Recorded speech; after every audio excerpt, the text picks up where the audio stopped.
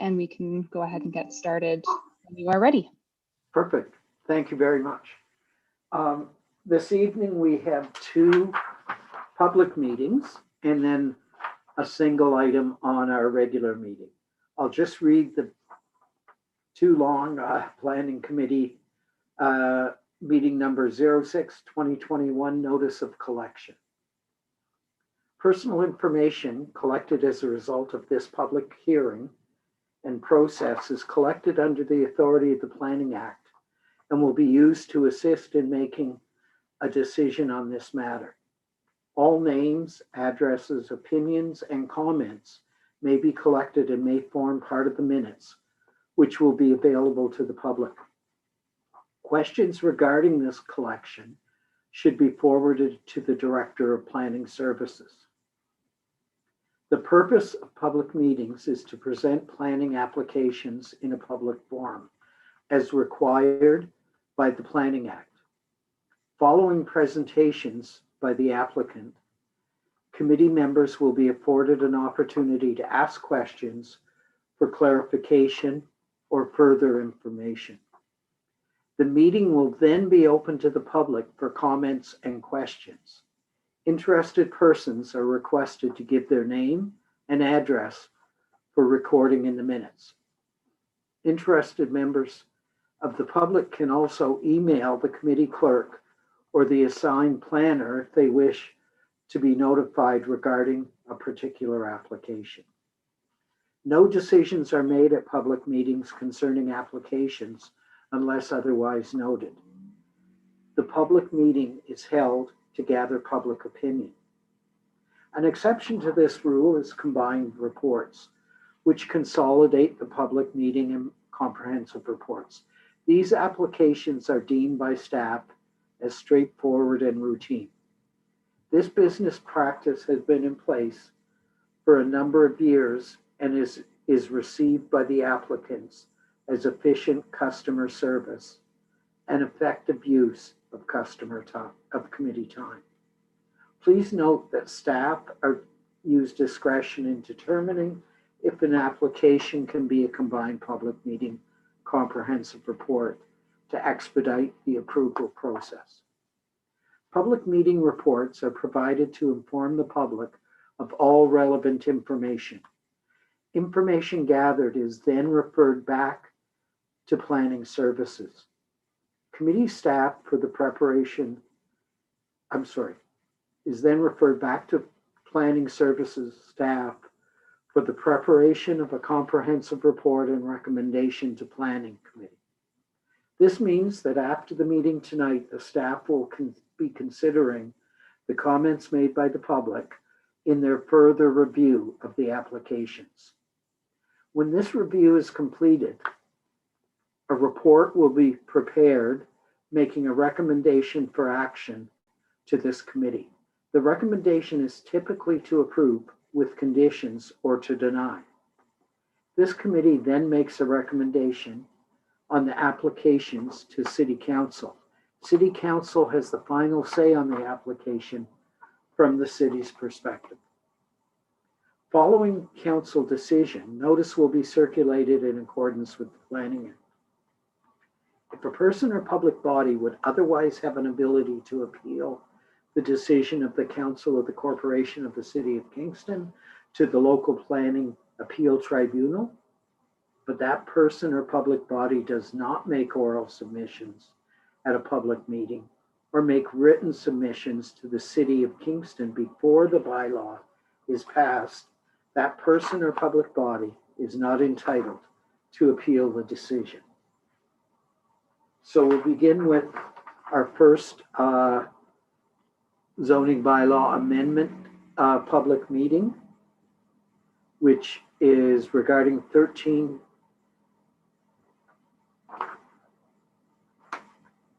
Yep, there we are. 1316 and 1318 Princess Street, and parts of 1330, 1334, and 1338 Princess Street. Who would like to do the presentation on this? Good evening. Hi, Hi. Thank you, Ms. Wood.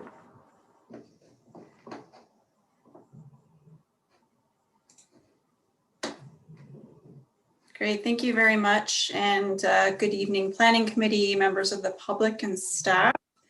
My name is Jennifer Wood, and I'm a land use planner with O10 Planning and Design. This application is for a zoning bylaw amendment for 1316 and 1318 Princess Street. The application is being pursued by City of Kingston Housing and Social Services Department in partnership with the future intended owners of the property, Kingston Frontenac Housing Corporation, or KFHC as I'll refer to them, and Kingston Cooperative Homes. And this proposed zoning bylaw amendment is being brought forward to permit the development of 3 new residential buildings for affordable housing. Next slide, please. The subject lands, which are outlined in red, are located on the south side of Princess Street in the Hillendale neighborhood. The orange dashed circle shows a 600-meter radius around the site, which is generally the maximum distance we consider to be walkable. And within this radius is a grocery store and other commercial amenities, as well as several parks, schools, and bus routes. Within the area, there's a mix of both residential and commercial uses being right along the Princess Street corridor, generally ranging in height anywhere from 1 story to 4 stories. Next slide, please. This slide includes an aerial image of the property just a little bit closer. The red outline shows the area subject to the proposed zoning bylaw amendment. And you'll see there's also some black line work, which illustrates the current parcel fabric. We will have to undertake several consents and legal processes to consolidate the land for development for each of the organizations. Ultimately, the 3 proposed buildings will be located on independent parcels. The lands total 1.32 hectares in size, so it's about 3 1/4 acres, and has 66 meters of frontage on Princess Street, 15 meters of frontage on Hillendale to the east, as well as some frontage on Kingston Co-op's existing private laneway on the west side. In terms of the immediately surrounding uses, Princess Street includes primarily 1- and 2-story dwellings, many of which in this location have been converted to businesses. To the southeast and along Hillendale are primarily single detached dwellings. There's also a mid-rise apartment building. And to the south and southwest is an existing Kingston Cooperative Housing development, which includes 2- and 3-story townhouses on a private lane network. Next slide, please. The property is, for the most part, designated arterial commercial in the official plan. There is a small portion that's designated residential. And the OP recognizes that there are certain outmoded or underutilized sites within the arterial commercial designation that may be appropriate for residential development. And within this designation, medium or high density residential uses may be permitted, provided that the site is adjacent to a residentially designated area, so it's not really part of a broader arterial commercial node, has adequate residential amenity, and it has to provide active transportation linkages to the adjacent existing residential neighborhood. And these proposals also have to comply with the density, compatibility, and urban design policies of the official plan. Next slide, please. As you can see from this image, which shows the current zoning, it's a bit of a hodgepodge of zoning at the moment. There are 6 different zones that apply right now, including various site-specific residential and commercial zones. The majority of the site is zoned C2, which is the arterial commercial zone. There's an unopened road allowance that connects to Hillendale, which is the A2 zone. And then some of these sort of rear landlocked portions of the backs of the sites are various site-specific C2 zones And then the existing Kingston Co-op site is a site-specific B2 zone. So a zoning bylaw amendment is triggered here in order to establish new appropriate residential zoning for the proposed development. Next slide, please. So now I'll take you through the proposed plan for this site. The proposal includes 3 new residential buildings totaling 175 units. The north and south buildings would be constructed and owned by KFHC, and the central building would be constructed and owned by Kingston Cooperative Homes. Despite the different ownerships or future ownerships, the site has been designed to function cohesively with dedicated pedestrian connections provided throughout the site in the future separate parcels that connect the buildings to the broader pedestrian transportation network. So the first building I'll speak to is the what we're calling KFHC Phase 1. This is a 6-story L-shaped building located close to Princess Street and will contain approximately 92 units. Parking is provided at grade in the side and rear of the building. There's a large outdoor amenity area proposed in behind the building, away from Princess, in a courtyard that's sort of naturally created by the L shape of the building. The second building I'll speak to is the Kingston Co-op building, which is sort of in the central area. It's a 3-story rectangular building containing 38 units and will be located, as I said, in the center of the site and is sort of a natural extension of the existing adjacent Kingston Co-op site to the south. Parking similarly is provided at grade to the west of the building, and this development by vehicle will be accessed by the existing laneway off of Princess that provides access to the townhouses. I just want to note that the intent is to begin construction of both the KFHC Phase 1 and the Kingston Co-op buildings this year.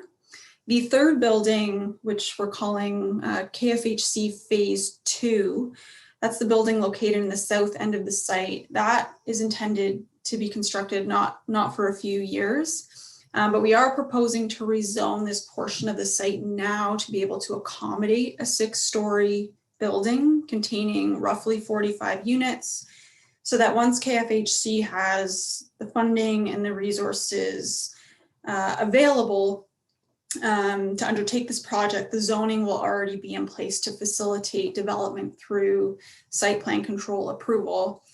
And on that note, all 3 of these buildings will be subject to site plan control, which, you know, this is conceptual at this point, but each building will be going through site plan, which is a more detailed, more technical exercise that will look at everything from color, material, landscaping, the look and the feel of the buildings, servicing, parking areas, these types of details. Next slide, please. This slide just provides a little bit more detail, a few more statistics on the 3 buildings, kind of a snapshot. The KFHC Phase 1 building, as I said, is proposed to contain about 92 units. It is KFHC's model to provide a combination of affordable rent geared to income and market rental units. So of the 92, 24 will be rented at 60% of the market rate, 18 will be rented at 80% of the market rate, and then 10 will be rented as rent geared to income. So the rent will be based on a maximum of 30% of that household's income. And then 40 of the units would be rented at market value. A total of 50 parking spaces are being proposed, including 6 accessible spaces, and we're proposing to include at least 2 electric charging stations for the parking area. 92 bike parking spaces are proposed, some of which will be located indoors in a secure bike room, and then some would be at grade for more sort of short-term visitor parking needs. Kingston Co-op building, as I said, is proposed to be 3 stories in height, will contain 38 affordable units. So all 38 of the units would be affordable. 16 of them would be rented at the 60% market rate, and then 22 would be rented at the 80% market rate. A total of 27 parking spaces are proposed in a surface lot to the west of the building. I will note that of those 27, 19 are being dedicated to the new building, and the balance are being dedicated to some of the existing townhouses who are losing 8 parking spaces to support the new landscaped area south of the new building. So if you see just south of the co-op building, there's an outdoor landscaped green space. That's currently a small parking area that serves the kind of overflow or visitor parking of some of the townhouses. So we're proposing to convert that back to green space. And so those eight spaces will be relocated to the new lot. As well, 38 bike parking spaces will be provided, so 1 per unit. And then for KFHC phase 2, again, this is a little bit further in the future. The reality is it's probably at least 5 years out. So it is a bit more conceptual at this point, but it is intended to be a 6-story affordable residential building with 30 surface parking spaces. And then this building would be accessed off of Hillendale. So at that point, a new drive aisle would be provided off Hillendale that would provide access to that building. Next slide, please. The next couple slides, I'll just take you through some of the renderings to provide a bit more realistic idea of what these buildings are intended to look like and how they'll fit in with their surrounding context. We have provided some of the massing of businesses and homes that exist around the site just for some context and some scale. So Kingston Co-op and KFHC have through their own processes engaged separate architectural teams, but from the very beginning, we've been working collaboratively.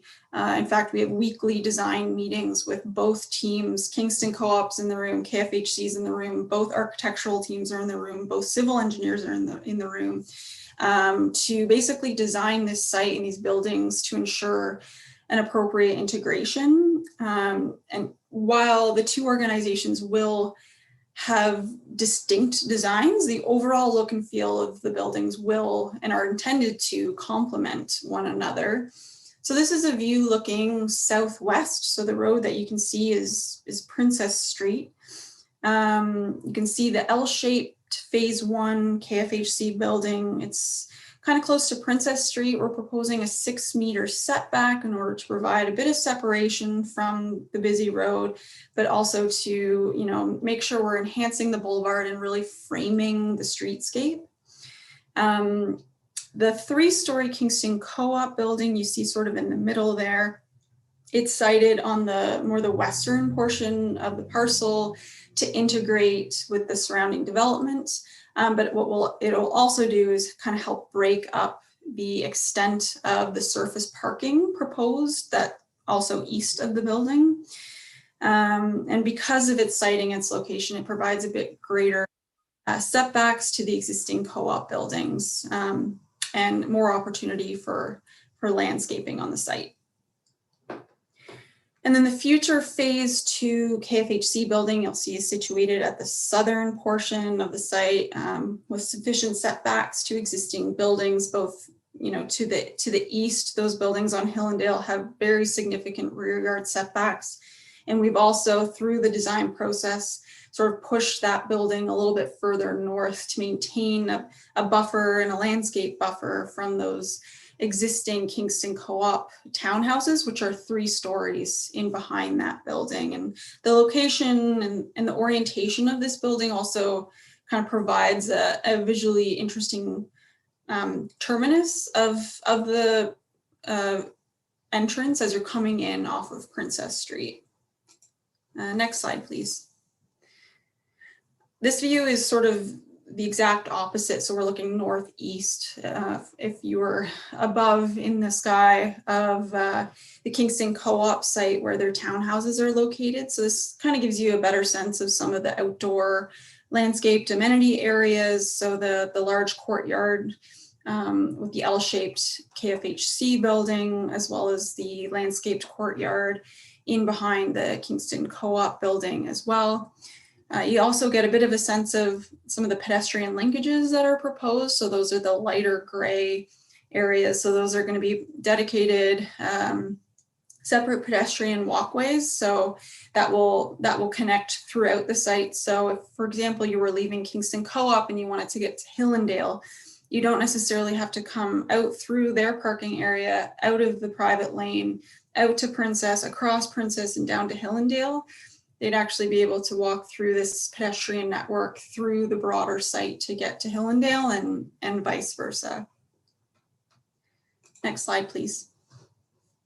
These are just some colorized building elevations.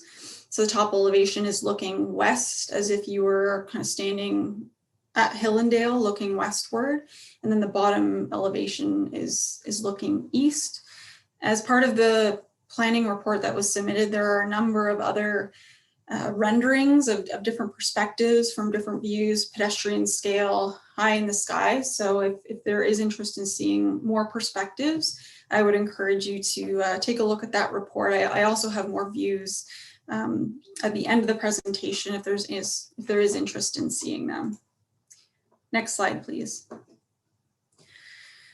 So for the zoning bylaw amendment that's being proposed, in order to permit the 3 multi-unit buildings, we are proposing 3 site-specific B3 zones.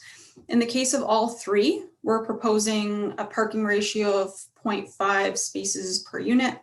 This is consistent with the ratio we've been applying in a number of other affordable housing projects we've worked on over the years, and really represents a rate that we know reflects the parking needs of these developments. These properties are also located within walking distance of a grocery store and other services and amenities located it's located along a transit route. We are, however, not seeking any relief in accessible parking for any of the buildings, either in the number of spaces or the dimensions. Just wanted to point that out. As well, the B3 zone has a requirement that the parking be provided behind a point that's midway between the front and rear wall of the main building. So the intent of this provision is to avoid having excessive surface parking visible from the street. In this case, all parking is provided either beside or in behind the buildings. But we do need relief based on the way this provision is interpreted and applied to this site. As you can see from just the parcel fabric and the zone fabric on this screen, the parcel is very irregularly shaped to begin with, which made the design of this site interesting and a challenge for the architects. So once the lands are severed into those 3 parcels and those 3 zone boundaries, they'll continue to be fairly irregularly shaped. So we will need some site-specific reliefs and setbacks to reflect the proposed building locations.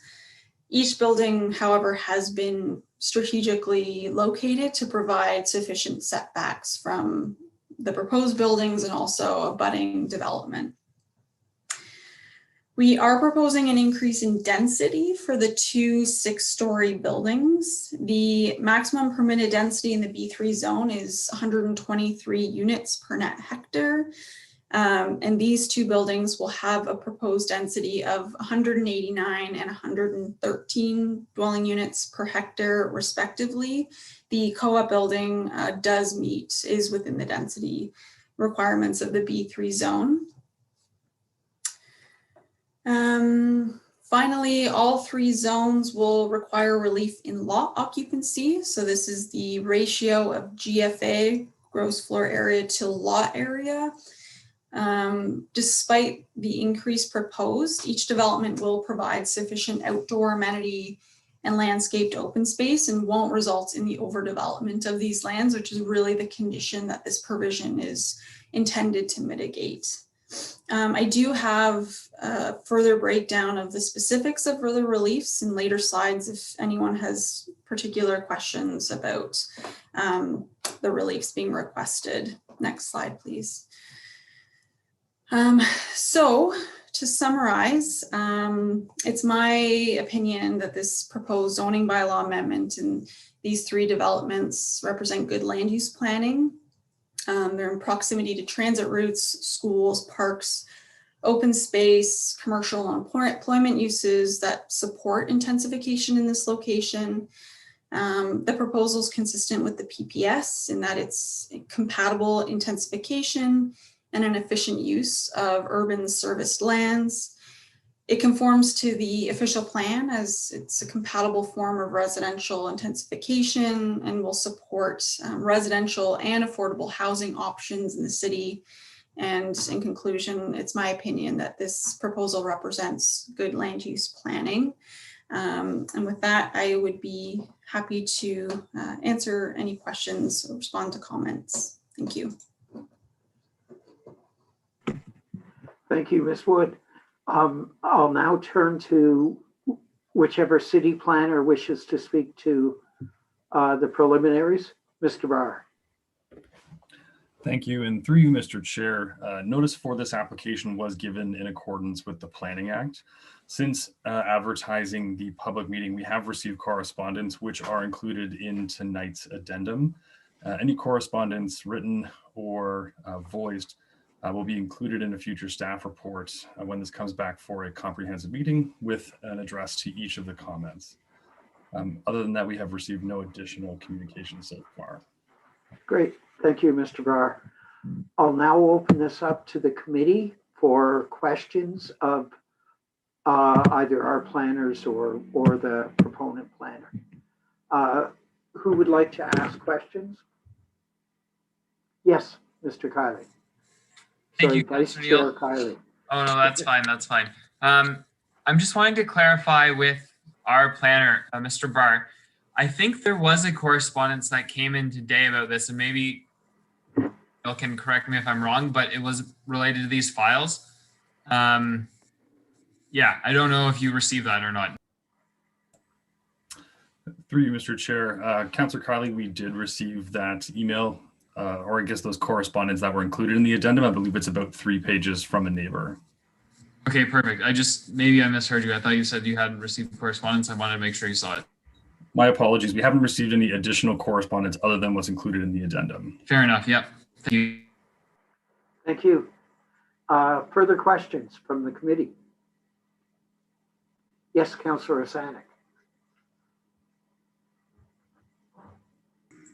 Thank you, Mr. Chair. Through you, yeah, the concern that was raised in the letter today, since they brought it to my attention and I read it, I'm concerned as well. And so it's about the trees, Ms. Wood, on the property, right? So when you do a Google Earth map on Hillingdale Avenue, from your right of access from this development to Hillingdale is between the house with the brown roof and then the Utilities Kingston or Ontario Hydro box, right? And I do appreciate that on page 27 in our package, you've done an aerial view with like at least the boundaries on top of where the trees are. That's always good to see.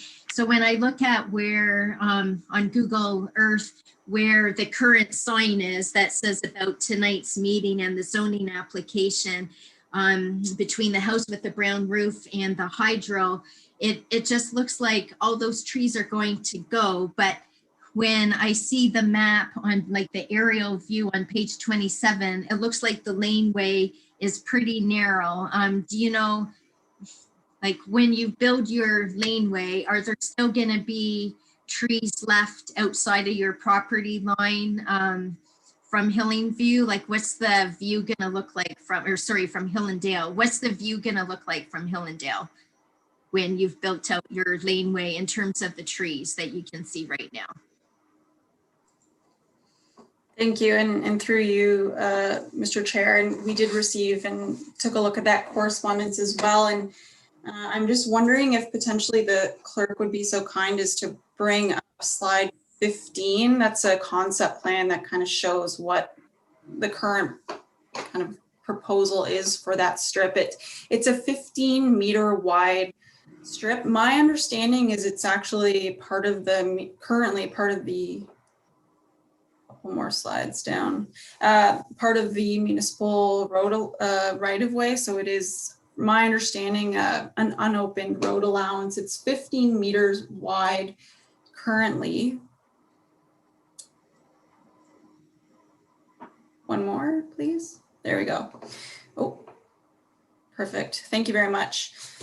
So we looked at this quite a bit, and we're trying to balance a few things here, one of which was the existing trees, and also trying to maintain as much as possible that vegetative buffer between that driveway and that first house with the brown roof. So what we've done is we've reduced the width of that driveway in as much as we possibly could while still meeting kind of building code and fire code standards. And we've shifted it as far north as we could, and essentially left kind of a 3 to 6 meter wide landscape strip along the entire south side. Any trees within that strip that we can maintain, we will. And through the site plan process, we'll have to do a tree preservation plan and have a landscape architect recommend tree preservation fencing during construction. So any trees within that strip along that south side, we would do our best to maintain. And then of course, integrate as much as possible new plantings so that that property is screened from cars coming in and out. But we do have a tree inventory that was prepared by Arbor Care, and on the survey that was submitted does indicate all the locations of those trees. A lot of the trees in that section are in decent condition. So we would try to maintain as much as possible, whereas some of the trees more central to the site, actually the majority are in quite poor condition. So we are aware and will actively be trying to maintain as much as we can in that area. Okay, thank you for that. And for my second question, oh, that was a good slide. I was just about to say, please leave that one page back up. And then I only have 2 questions. That's perfect. Okay, so my second question also relates to the correspondence that we received, and it's the view from, or it's the trees on that private laneway. So basically it's the parking lot of 27 parking spaces that I want to ask about, right? So on the far left-hand side of this diagram, we have like Kingston Co-op, 3 stories, and then we have this parking lot at 27 spaces. So this parking lot at 27 spaces, is this the little urban forest woodland that the correspondence letter refers to? Rob's shaking his head. Councillor Hutchinson's shaking his head. Is that the little forest that the letter's referring to, is where we're proposing a parking lot at 27 spaces?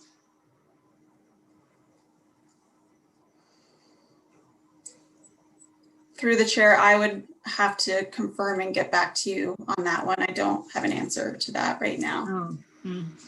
Oh, it kind of looks that way from our, in our package, page 27 of 202. It looks like it is. So what I just wanted to ask is, since we're doing the building to the south as a phase 3 sometime in the future, I wondered if, while we wait for that, if the parking spaces for the co-op building, that's 3 stories proposed there, you know, it says Kingston Co-op 3 stories. If the parking could be accommodated where the tree, you know, that little woodland is not. If we go back to that diagram that was just up, because we have to pave over all of this. And so when you build Kingston Co-op, which I suppose is part of phase 1, or yeah, it's going to be part of phase 1, can the parking, you know, go to the right of Kingston Co-op? And then when you finally get around to building phase 2, which is the KFHC building, that's when then the woodland can be destroyed and those 27 parking lot spaces can be built at that time. I see in what your one viewpoint for that Kingston Co-op, you want, or you were, I don't, you're probably going to say, oh, but the main door for Kingston Co-op is going to be on that west side of the Kingston Co-op building. But I did see that there's also a door on the right-hand side, which is the east side of the Kingston Co-op 3-story building.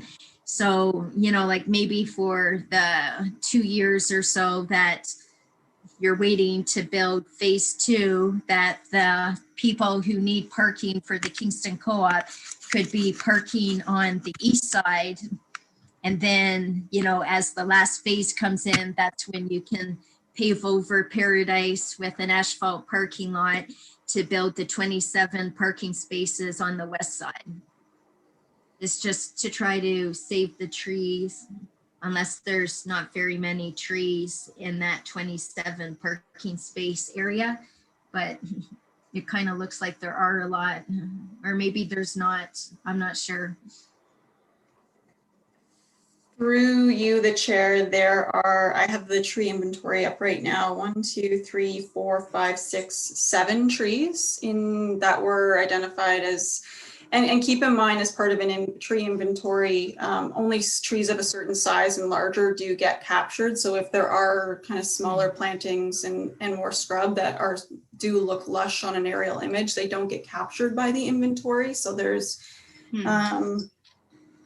two walnuts, 4 maples and an apple tree. So there are a few trees in there. We hadn't considered your recommendations, so I think we need to go back and discuss this internally and see if there are options from our end. Yeah, so thank you. Through you, Mr. Chair. So because I didn't hear ash trees or, you know, like other trees, like what are they? The Norway maple that we don't like, walnut trees. I don't know, like what can we do to try to preserve the walnut trees? That's my concern. That's my thoughts. And then we read the letter where people are asking to try to save the trees, if that is the little woodlot that the people in the letter are referring to or not. I don't know. I'll leave it there. It's just that we get application after application after application of more trees in our urban forests that are always coming down. And so we see that, you know, this is going to be built out as a phase in the future, phase 2 in the future. And so maybe parking until the entire place is built out in that next phase, maybe parking can be accommodated in the middle part until that last building's built, and then that other parking lot to the west can be built, since that parking lot is what's going to take down, I would think, looking at page 27 in our package, the majority of the big trees on the property. Thank you. Thank you. And I see Mr. Barr has his hand raised. Thank you, and through you, Mr. Chair. Thank you, Councillor Stanek, for those comments, and I echo the sentiments of Ms. Wood that we will take this comment under advisement and look at it through the technical review process. There are means by which we could look at something like what you've proposed through a phased site plan, so that's an option we'll examine now for technical review. Thank you. Mr. Chair, just before we move on from this, I see that Ms. Mansley Walker, who's actually with the Kingston Cooperative Homes, perhaps she might be able to address some of the concerns as well, given that it is the Kingston Cooperative Homes building that we're discussing. Okay, thank you for that heads up. So I will recognize you. Is that Kimberly, you said? Hi, it's Ted Smith. I'm Vice President of the co-op. And there's some confusion there because that area is actually the back ends of the rear yards of the two houses on Princess Street. And there's a few trees there. There's a few trees up on the fence line, but it's not really what you would consider to be a wooded lot. We think that that letter that you're talking about probably refers to the east side of the lot, which is closer to the hydro station, because there's mostly scrub trees here. There's a couple of larger trees, which we have already mentioned to our architects that we would like to preserve if possible. The reason that we are really adamant about having our parking lot where it is for safety. We don't want to increase traffic flow through the existing co-op to get to the parking lots because we have a lot of young children here. And so we work very hard with our architects to try and design that. But I think if you take a look, you'll find that this is not really the little wooded area that you're discussing. We think it's further over to the east. Hopefully that helps you. Thanks. Thank you. That's much appreciated. Any other member of the committee wish to speak?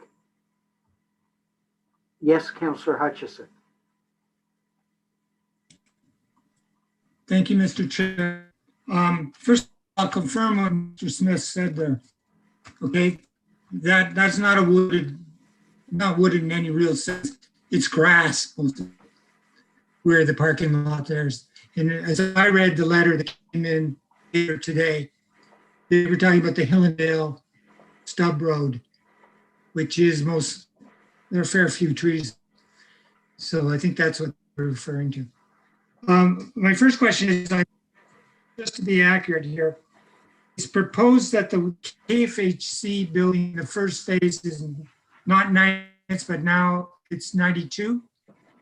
Is that correct? I'm asking Ms. Wood. Yes, thank you. Through the chair, that's correct. I think it was 90 when we had submitted, but we've been able to add a couple more units since then. Okay, fair enough. So does that mean, like, in terms of the bicycle parking, that there will be first two buildings, the co-op building and the FHC building, there will be 130 spaces, one for every unit? That's correct, at least one per unit. Okay, I just wanted to be sure because the addition wasn't done in the report. I just wanted to be sure. So now, when it's talking about fencing, the regulation is as for like a stone or cement fence between the properties. I'll have to minimize you to find this. Sorry. It's on page 21 of 202. And it's the regulation. Hang on a second. Oh, here we are. Okay. So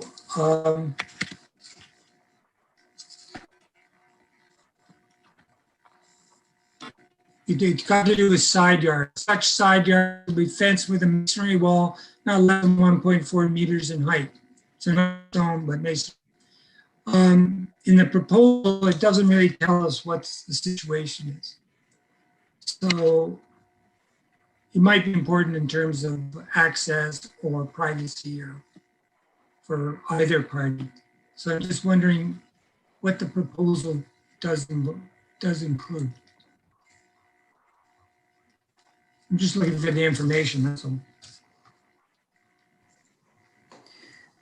Through the chair, and I apologize, I'm not sure if it's my internet connection or not, but it's a little bit glitchy on my end. Hopefully you can hear me okay. I believe it was a question about proposed fencing and what will be proposed to provide separation and buffering. Am I understanding? Perhaps I can clarify if you didn't catch it, and you can Please. nod as I go along. And if you don't hear me, don't nod. Okay. Do with the minimum side yard on page 21 of 202 pages.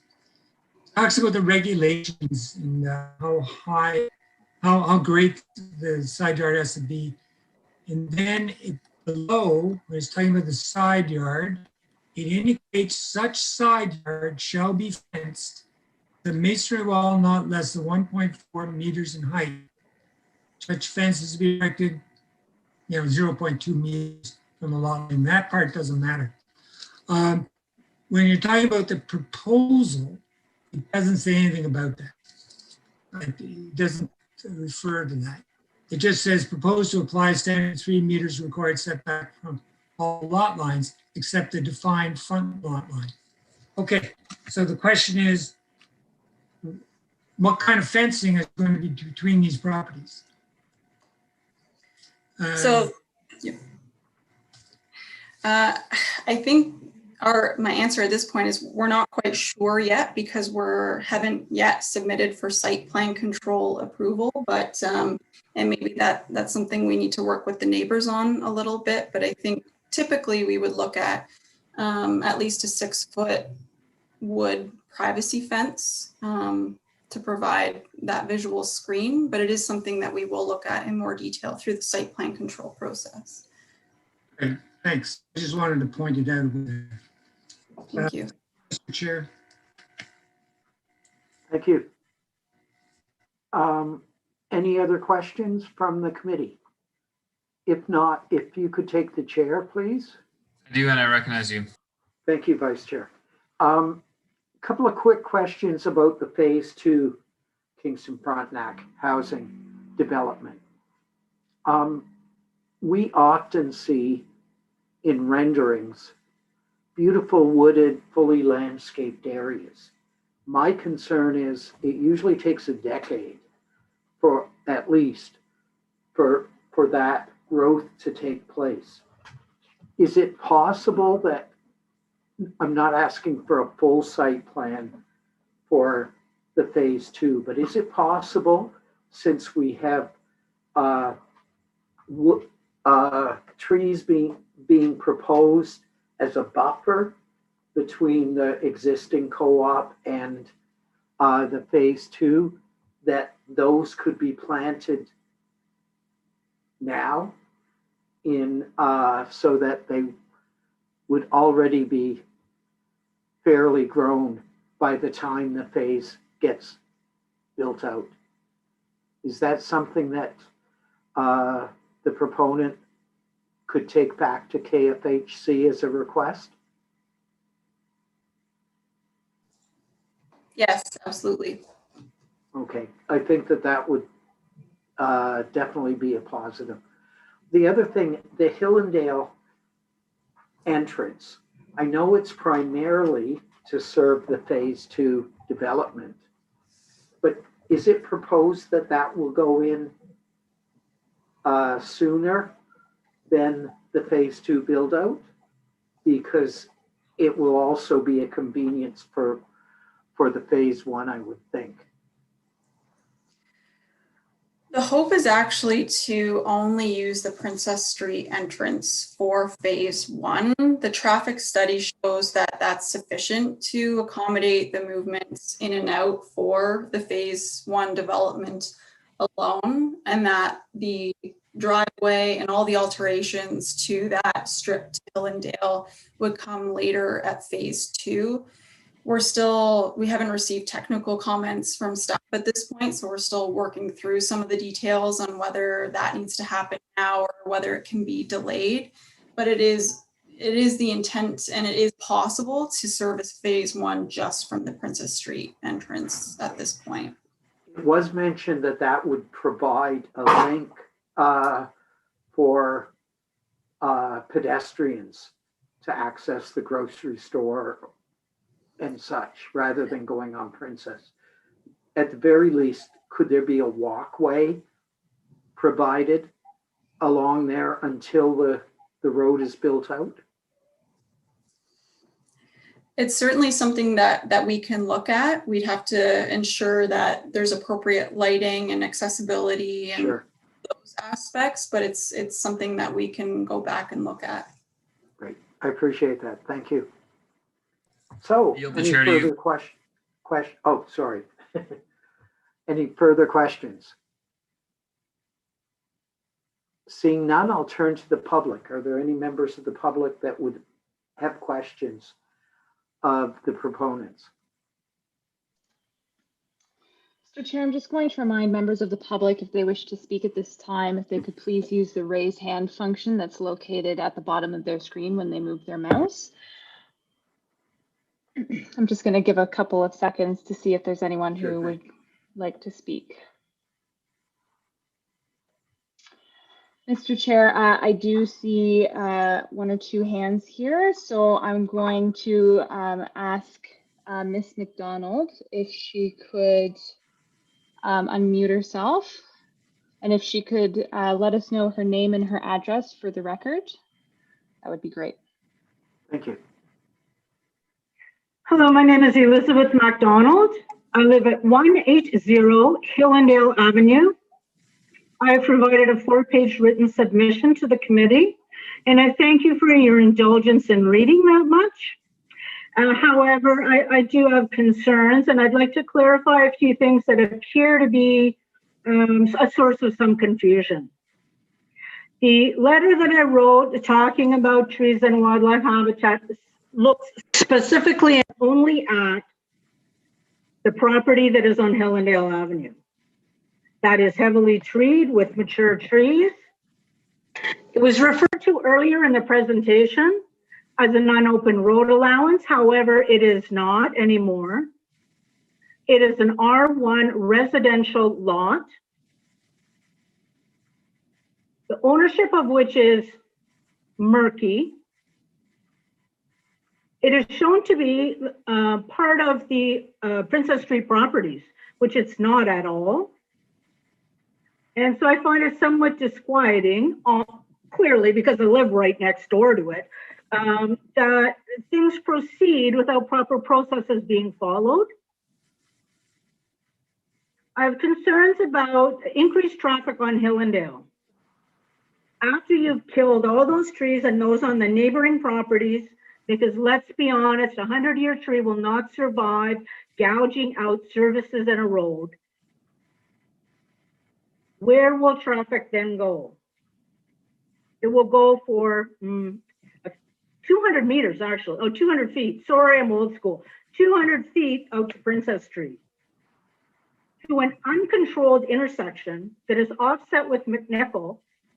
And I've driven outside of this street for at least 25 years. It's a nightmare. So increasing traffic out there is not necessarily a wise choice. Councillor O'Neill brings up the point that walking traffic through there, would benefit the people who live at the back and make it easier for people to access Princess Street.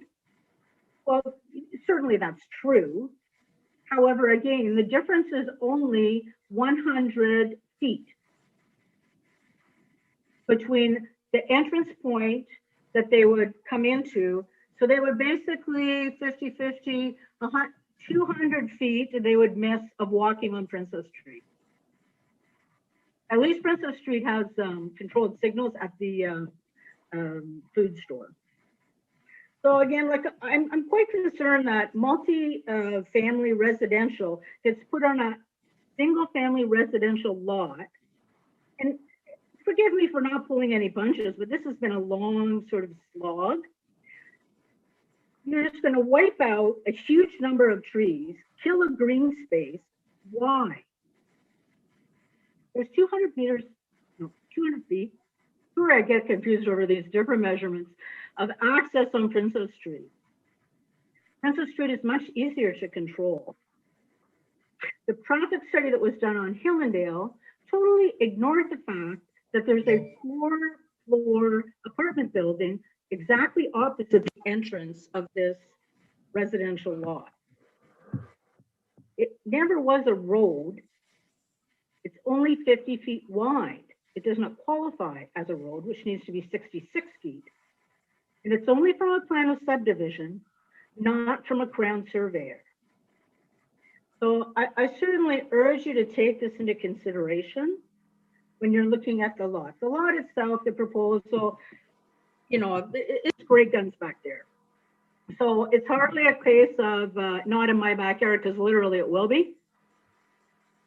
But to degrade the neighborhood's environment, even its visual environment, for a service lane, it's a little bit over the top, in my opinion. So that's my 2 cents worth. I put it in writing because I'm far more eloquent in writing than I am actually in when I'm speaking. And I thank you very much for your indulgence of my 2 cents worth. And I'm going to stop talking now unless there's questions that the councillors may have of my submission. Thank you very much. I should have mentioned in advance that the public speak, totally speak, and then our staff or the proponent's planner respond to that. So there isn't actually an opportunity for dialogue, which I apologize for. But is there anybody else, Madam Clerk? Mr. Chair, there is. I'm going to ask Ms. Yvonne Potts if she would like to unmute herself. Hello. Hello. Hi, my name is Yvonne Potts. I'm at 123 Hillendale Avenue. I also have a concern about the traffic as well. I understand my neighbor's comments there. It is a very, very busy street. People often take it because there are no street lights there as a shortcut, and they'll go zipping back and forth. We've made comments before and asked to get some traffic calming measures put in place, and nothing has happened. I've owned the property for about 12 years, I think. My other concern is the amount of green space. I've dealt with affordable housing people before for many, many years, and I'm actually very happy that this area is going to be developed for affordable housing. I think that's excellent, but I would like to see more green space there. And what I see in the draft that was presented tonight seems to be a very small courtyard. And I'm just wondering how big that space actually is, and if maybe Ms. Woods can let us know what that space is going to be. Because it actually seems to be much smaller than all the parking areas.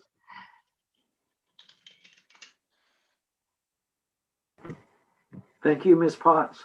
Are there any further members of the public? Mr. Chair, I'm not seeing any further hands at this time. I will give our planning staff or Ms. Wood an opportunity to respond to those two comments or questions.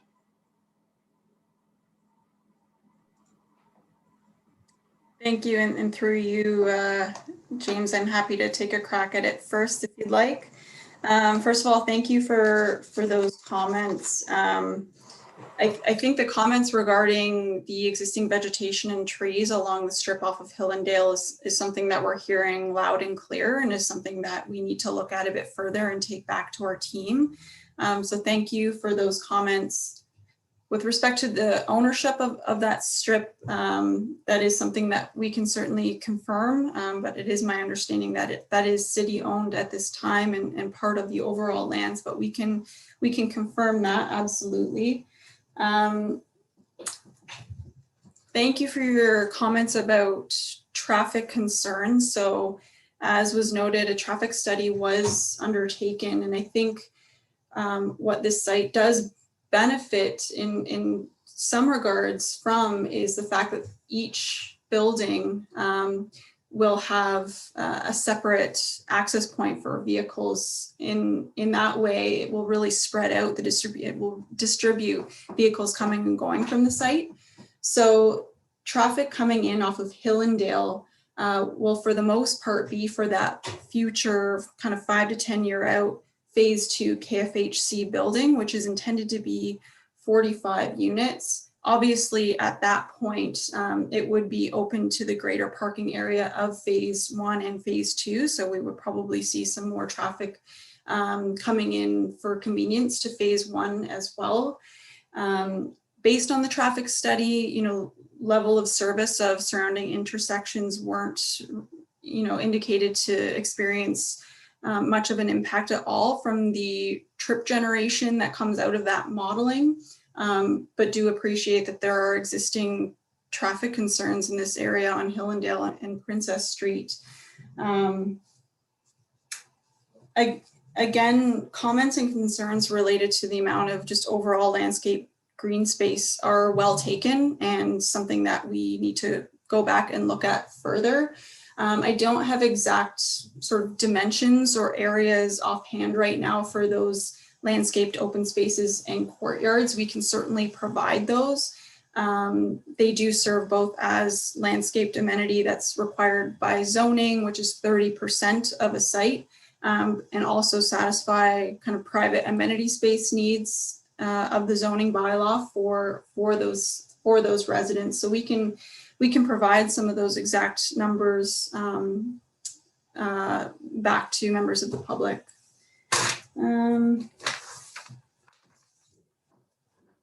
Traffic. I believe that was it from my end on those comments. Thank you very much.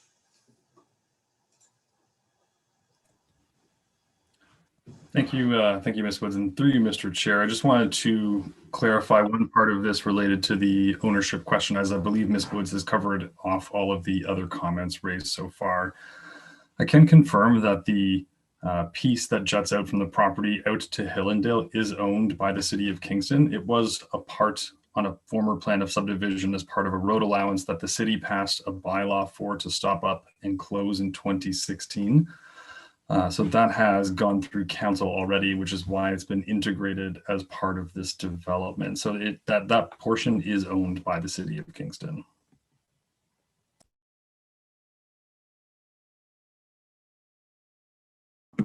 Thank you for that clarification. So I believe that that's the last of the public comments. I'll go once more, quick sweep across the committee. Any further questions? Seeing none, I'll declare this public meeting completed, and we'll move on to our next public meeting, which is regarding official plan and zoning bylaw amendment that has to do with secondary dwellings. So who would like to present that to the committee? Ms. Agarwal, the chair is yours.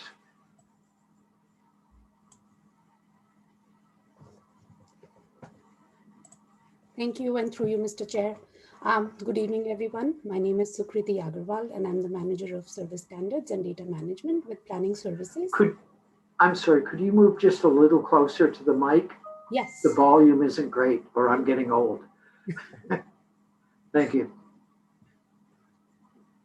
This is a public meeting regarding a city-initiated application for an official plan and zoning bylaw amendment related to second residential units and bedroom limits in low-density residential forms. I can confirm that notice of the public meeting was given in accordance with the Planning Act. Correspondence received regarding these amendments has been included in the addendum to the Planning Committee agenda. Next slide, please. So just as a background on second residential units, these are intended to support opportunities for increased housing supply and increased housing affordability. In 2013, the city introduced limited permissions for second residential units as a pilot project. And in June 2019, Council approved official plan and zoning bylaw amendments to broaden second residential unit permissions across the city, except for areas that had servicing constraint and also natural hazard areas such as floodplains. Staff have been monitoring applications received for second residential units since that time and have identified additional amendments, primarily in regards to servicing constraint areas, pathway access requirements, and detached second residential units. And these amendments are the subject of this public meeting tonight. Next slide, please. This slide shows the location of second residential units approved in the city since the 2013 amendments. There have been approximately 350 second residential units approved since that time. Next slide, please. Staff are also reviewing bedroom limits in low density forms of housing, such as single detached, semi-detached, triplexes, and also second residential units as part of these proposed amendments. The city has been seeing several applications with high bedroom counts in low density forms of housing, and we've received many concerns from residents that the overall number of bedrooms being proposed on a lot are too much, especially where an application includes more than one unit on a lot. And one approach that we have been using includes limiting the number of bedrooms on a site-specific basis as part of a zoning bylaw amendment application.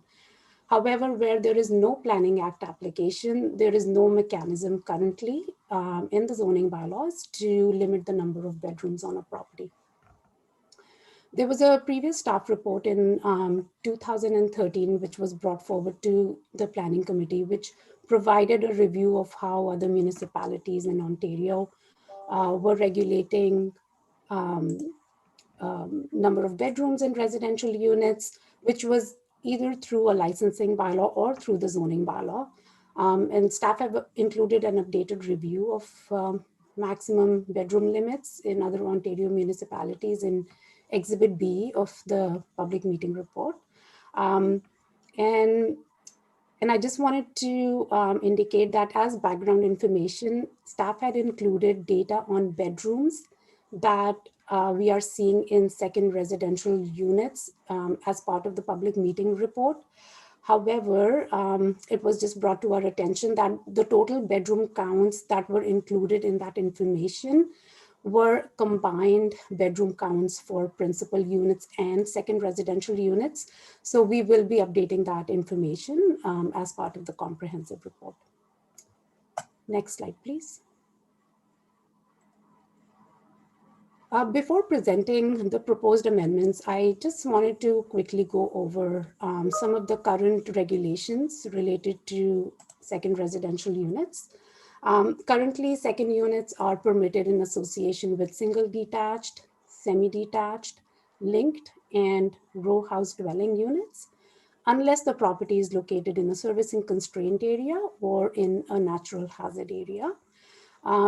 A second residential unit may be located in either the principal dwelling, so which is the main dwelling on a property, or in a detached building to a maximum of one second residential unit per lot. Next slide, please. One parking space is required for a second residential unit. Minimum landscape open space requirements and minimum floor space index requirements, where the zoning bylaw has these requirements, must be satisfied for a second residential unit. And access to the exterior entrance to a second residential unit that is within a principal dwelling must be provided by a minimum 1.2 meter wide unobstructed pathway. Generally, this is intended for emergency access purposes, so that access can be provided in the event of an emergency. Next slide, please.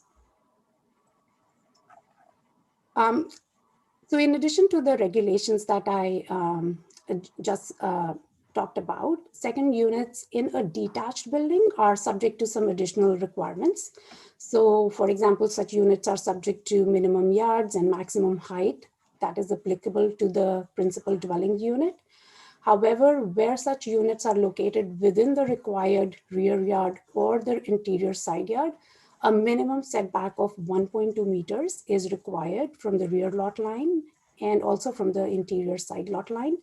And in such situations, the accessory structure maximum height provisions apply. So which are generally speaking 4.6 meters in most of our zoning bylaws.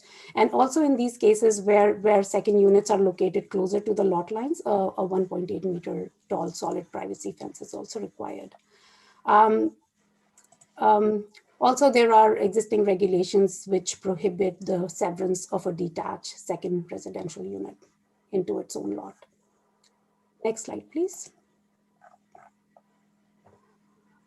So yeah, as I mentioned previously, we have been monitoring applications received for second residential units and have identified some amendments as part of this application.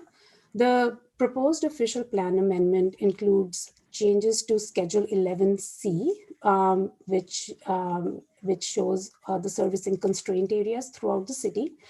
And changes are proposed to remove an existing sewer capacity servicing constraint area along Highway 15.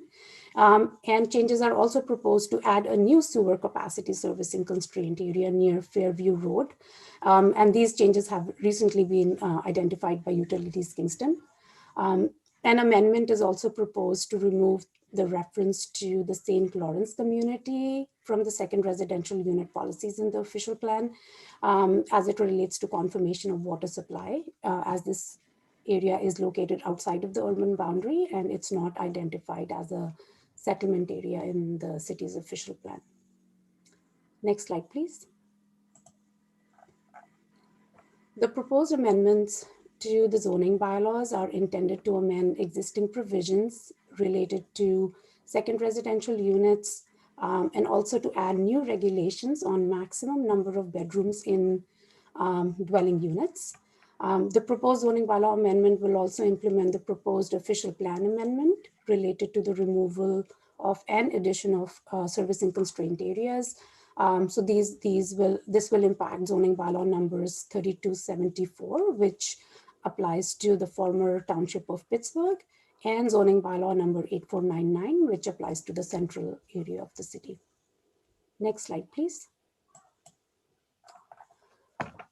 As shown on this slide, the existing sewer capacity servicing constraint area along Highway 15 is proposed to be removed as a result of infrastructure upgrades in this area. A new sewer capacity servicing constraint area is proposed to be added near Fairview Road, as recently identified by Utilities Kingston.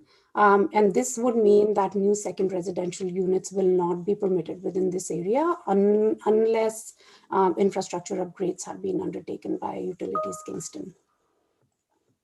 Next slide, please.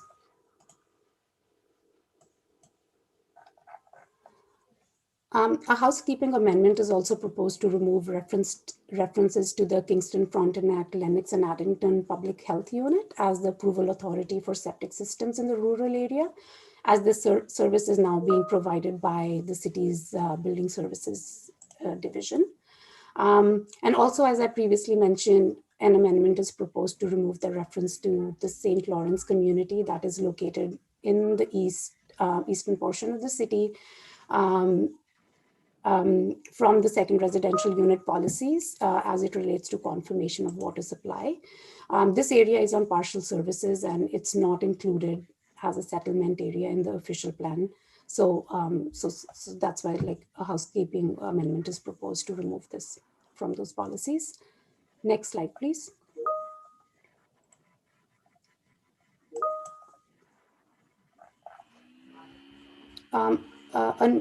New provisions are proposed to be added related to legal non-complying principal buildings.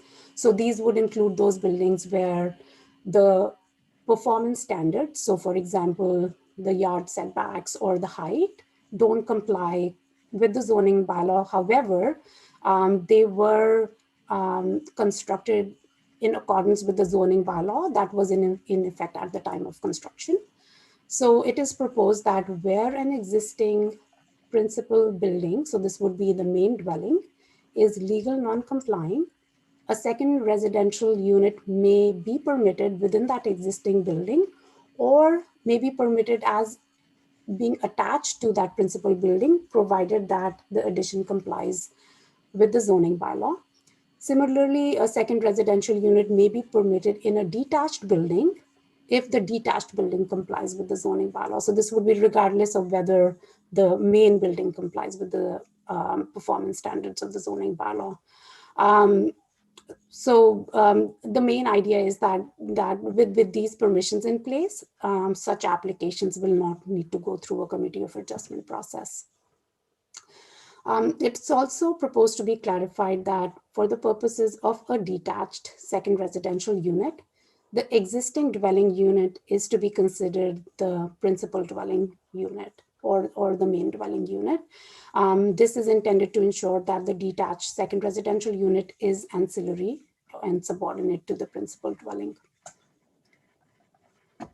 The height of a detached second residential unit is proposed to be limited to 4.6 meters or 1 story, whichever is the lesser. Again, to ensure that it is ancillary and subordinate to the principal dwelling. We've been seeing applications for detached second residential units with 2 or 3 stories. And in order to minimize land use compatibility impacts on privacy and shadowing, height permissions applicable to the principal dwelling are no longer being proposed for detached second residential units. Next slide, please. Requirements for an unobstructed pathway to access a second residential unit are also proposed to be amended in order to require the pathway regardless of whether the second residential unit is located within the main principal building or in a detached second residential unit, as shown on the middle lot on this image. In the rural area, given the larger size of lots, an unobstructed pathway is proposed to be required from the driveway instead of from the front of the main dwelling. Next slide, please. And finally, new regulations to implement a maximum number of bedrooms in low density residential forms, including second residential units, are also proposed through these amendments. And just as background on why we are undertaking these amendments, our official plan speaks to protecting stable areas, and our zoning bylaws contain definitions and performance standards for various low density forms of housing, such as height and yard regulations. However, these regulations generally measure the overall size of the building, and they do little to ensure that the function of the residential use is compatible with the surrounding neighborhood in terms of activity levels and occupancy. And as such, new provisions related to bedroom limits are proposed to be added through this amendment. At this time, staff are proposing a maximum of 2 bedrooms for detached second residential units and a maximum of 3 bedrooms for second residential units that are located within or attached to the main principal dwelling. A maximum of 5 bedrooms is proposed per principal dwelling unit in residential zones within the urban area, where a building contains 3 or less principal dwelling units. So these would include developments such as like a semi-detached development or a triplex or just a single detached dwelling. So these would, so at this time we are proposing a maximum of 5 bedrooms per unit in these types of low density development. Next slide, please. A new definition of bedroom is also proposed to be added, as all of the zoning bylaws do not contain such a definition. Next slide, please. In terms of next steps, following this evening's public meeting, staff will continue to review technical comments received from other departments and agencies, as well as comments and questions received from members of the planning committee and members of the public. And the proposed amendments will be refined and a comprehensive report will be brought forward to the planning committee at a later date. Next slide, please. And this concludes my presentation, and I'm happy to take questions and comments. Thank you. Thank you very much. Since this doesn't have a specific address, I don't think we need any coverage from the planning department as far as the Planning Act goes. But I will open this up to the committee to ask questions. Yes, Vice Chair Kylie. Thank you, Mr. Chair, through you. I'm hoping that we could talk a bit more about the bedroom count. And for context, there's some references in the report that I might bring up, but I'll think about a development particularly in my district at this time, which is West Village behind the Ryokan. It's largely, actually, I think at this point, exclusively Tamarack. And I'm just citing them because some of their models are large homes that have 4 bedrooms on the 2nd floor. And generally, again, but relevant, I think, is large unfinished basements where if owners of those homes were to finish them, it would be very feasible and reasonable to have 2 additional bedrooms in those basements, and or maybe convert a den on the main level to a bedroom. In other words, 7 bedrooms could very easily happen within those homes. So I'm wondering if the 5-bedroom count for a single family home actually puts constraint on new residential development, particularly in the city's west end.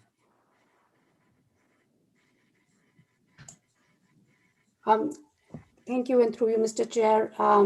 Thank you for the question, Councillor Kylie. We have received some comments from Tamarack, which echo what you've just mentioned. This is the proposed number of bedroom limits that we presented today. Like, it's a starting point, and we are happy to receive comments and feedback on what that appropriate number should be, or how we define a bedroom. Like, we are open to feedback.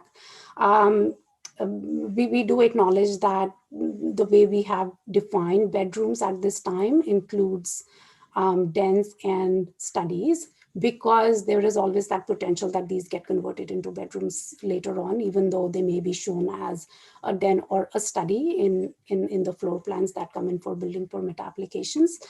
However, we are open for feedback and do acknowledge that some of the newer builds and also some of the older areas, they may already exceed what we are looking to propose through these amendments. But happy to take comments and other suggestions.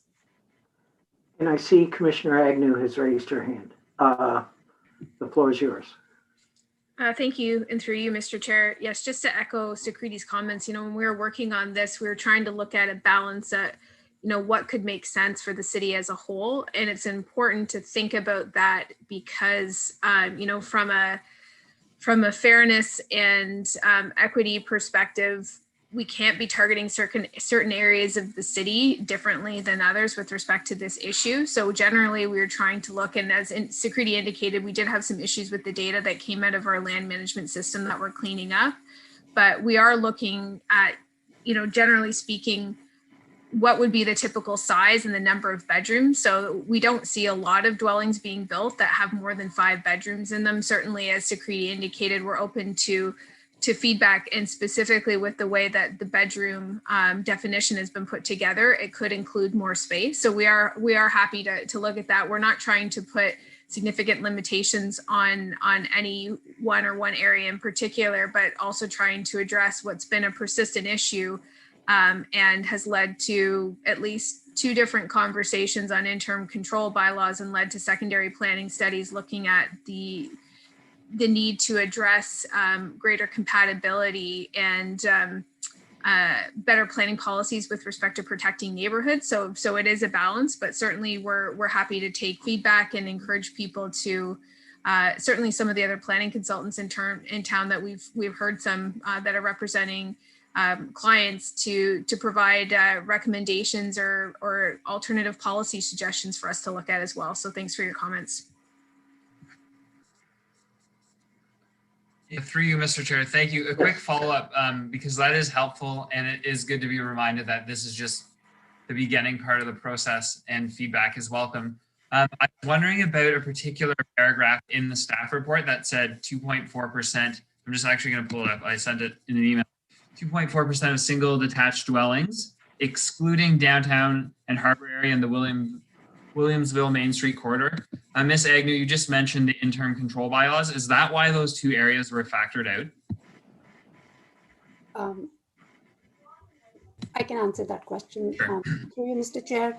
The reason those areas were removed were because they do not contain any residential zones.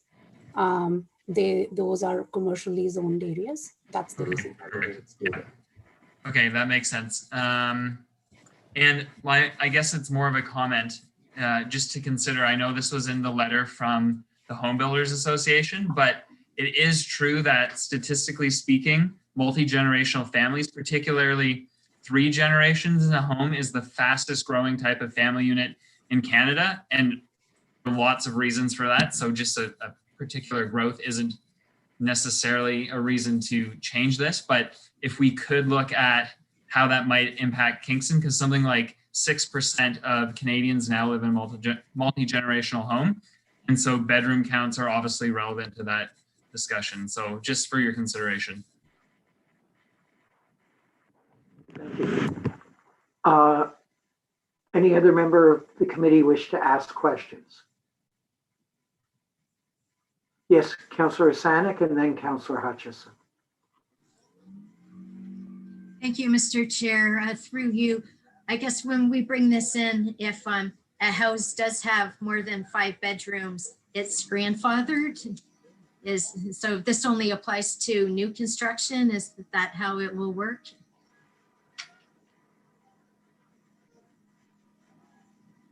Yes. Yes, Ms. Widow. Sorry, saw her hand first. So go ahead. That's okay. Thank you, through you, Mr. Chair. For context for those in the meeting, I'm Megan Robidoux. I'm a planner with the City of Kingston as well, who's assisting Ms. Agrawal in this project. I can confirm that should the proposed amendments be brought into effect, they would apply to new building permit applications moving forward in the City of Kingston. Okay. Thank you. Yes, Councillor Sanik. If you want to unmute yourself. Oh, sorry. There you go. Through you, Mr. Chair. Then my second question goes, when we do bring this forward, can we also have a definition for den and study?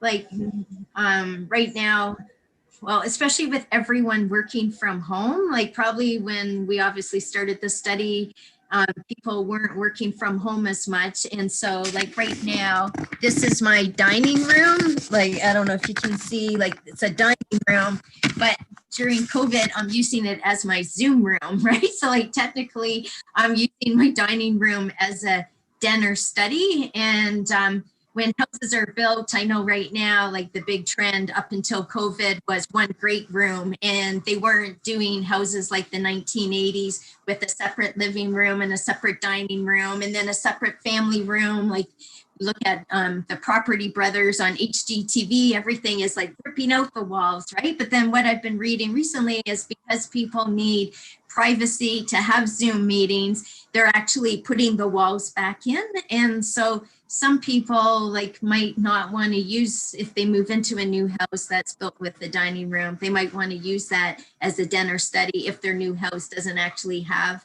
an office built in. So I just wonder, like, we'll need a definition for den study, just so, like, for me, if I was going, like, if this is now considered a den study, now I hit the maximum in our house, right? Or some people, they might have now exceeded, I don't know, just something to consider. We need a definition for den study. Thank you. Thank you. Yes, Ms. Robidoux. Thank you, through you, Mr. Chair. I think that's a great question, Councillor Sanik.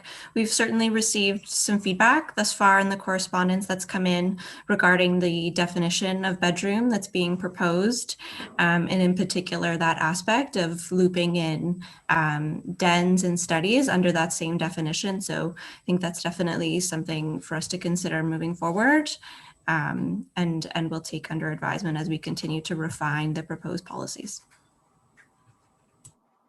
Thank you. Any further? Oh, Councillor Hutchison was next, I believe. Thank you, Mr. Chair. Just a couple of questions. Obviously, a point of discussion and contention looking at the submissions and listening to staff is the number of bedrooms depending on whether it's detached or attached. And perhaps in the comprehensive, you can give us an explanation, a more fulsome explanation of why the numbers 2 and 3 were decided on. We got a bit of a general explanation from Ms. Agnew, and that's welcome, but it's still not entirely clear to me. So, and I noticed that a couple of people were asking for, what factors were taken into account here, and that would perhaps clarify things. In one of them, it said, and I like the pros and cons of this. The number of bedrooms in the detached second residential units, this came from a private planner.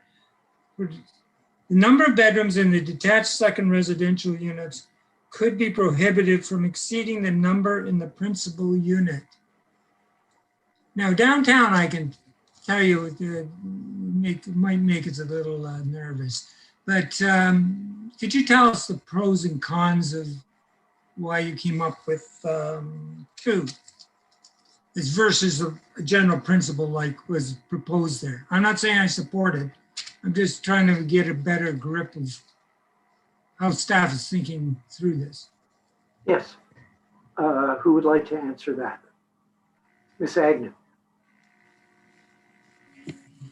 Thank you, Mr. Chair. Certainly, I'll give it a shot to start out here, and if my colleagues want to add any comments that I may leave out, I welcome them to do so. So I think, again, in looking at a number of the scenarios that we've seen coming forward that we've had a lot of public concern about in terms of the addition of second units with high bedroom counts, and then more recently, since we've implemented the changes with respect to second units in additional structures in the backyard, we've seen some proposals coming forward that have 10, 12, 15 bedrooms in a detached structure in a rear yard of what is a low density neighborhood. So we're trying to figure out a way to address what would be a reasonable amount of intensification in a low density, otherwise stable neighborhood, with the desire to follow the provincial direction with respect to greater utilization of land within our urban boundary that's serviced. So when we looked at, again, we were thinking about typical building sizes of, again, looking also to some of the information that we've exchanged with some of our post-secondary partners over time, and looking at student surveys of, especially looking around the Queens area, and then looking at how that related to other areas of the city of what was a typical size of unit that people preferred. Most preferred less than 5 bedrooms, 4 bedrooms being optimal in certain areas of the city. And then certainly trying to look at that within some of the other neighborhoods around the city as well, where we're not seeing many dwellings that are being built with greater than 4 bedrooms, maybe some 5 in exceptional cases, but that's in a principal dwelling. That's not that common anymore. So when we were thinking about that and thinking about the issue of trying to ensure that second units would be subordinate to the principal, so that you'd have the main unit and then an accessory component of additional living on the property, that's where we arrived at 3 for within the dwelling itself, or in a detached in the rear yard 2. So that would give you potentially the possibility of 10 bedrooms still on a property, which still seems to be actually quite high. So in trying to consider all of that, that's how we arrived at the numbers that we proposed tonight. We certainly knew that as part of this, there would be a lot of feedback probably on both sides. Some people feeling that that the limitations that we've suggested are still too high, and some feeling that they're not generous enough. So I think that's the point of starting the conversation with the public and with the committee tonight, and getting your feedback, and we'll go away and do some additional work and analysis. And we're also looking at certainly practices from other municipalities as well, where bedroom limitations or regulations have been more recently added into their zoning. I think Ottawa is the most recent one that I can think of that we've been looking at as well. Well, thank you for that. It was, Thank you. as usual, very fulsome. The okay, so the type of principle they're talking about doesn't address enough, from what you're saying, address enough of the considerations that staff felt they had to take into account. And that's fair enough. So the comparator information, I think Ms. Agarwal said this, just to be sure, the comparative municipality analysis will come out in the comprehensive report. Okay. And so in another, I think it was an objection, basically. Excuse me, I believe I saw Secreta's hand up. I'm sorry, Ms. Agarwal's hand up. Yes, thank you. Through you, Mr. Chair. We have included information from other municipalities as part of an exhibit to the public meeting report. And it does include the City of Ottawa, City of Guelph, Peterborough, like it includes several municipalities. And generally speaking, there are two ways that municipalities are regulating bedrooms. It's either being done like individually. So for example, limiting them in the main unit or limiting them only in the second residential unit. Or what Ottawa does is it proposes a combined bedroom limit. So for example, it says total included within the main building and or the second residential unit cannot exceed 8. So there are a few approaches that other municipalities have taken to bedroom limits. Right, and you've tried to take that into account, obviously. Yes. Based on this report, yeah. Okay, so along that line, there's a, I don't know if it was a planner or a developer, but a planner for a developer at the very least. They basically were suggesting that they be allowed to flip, I'm using the word flip.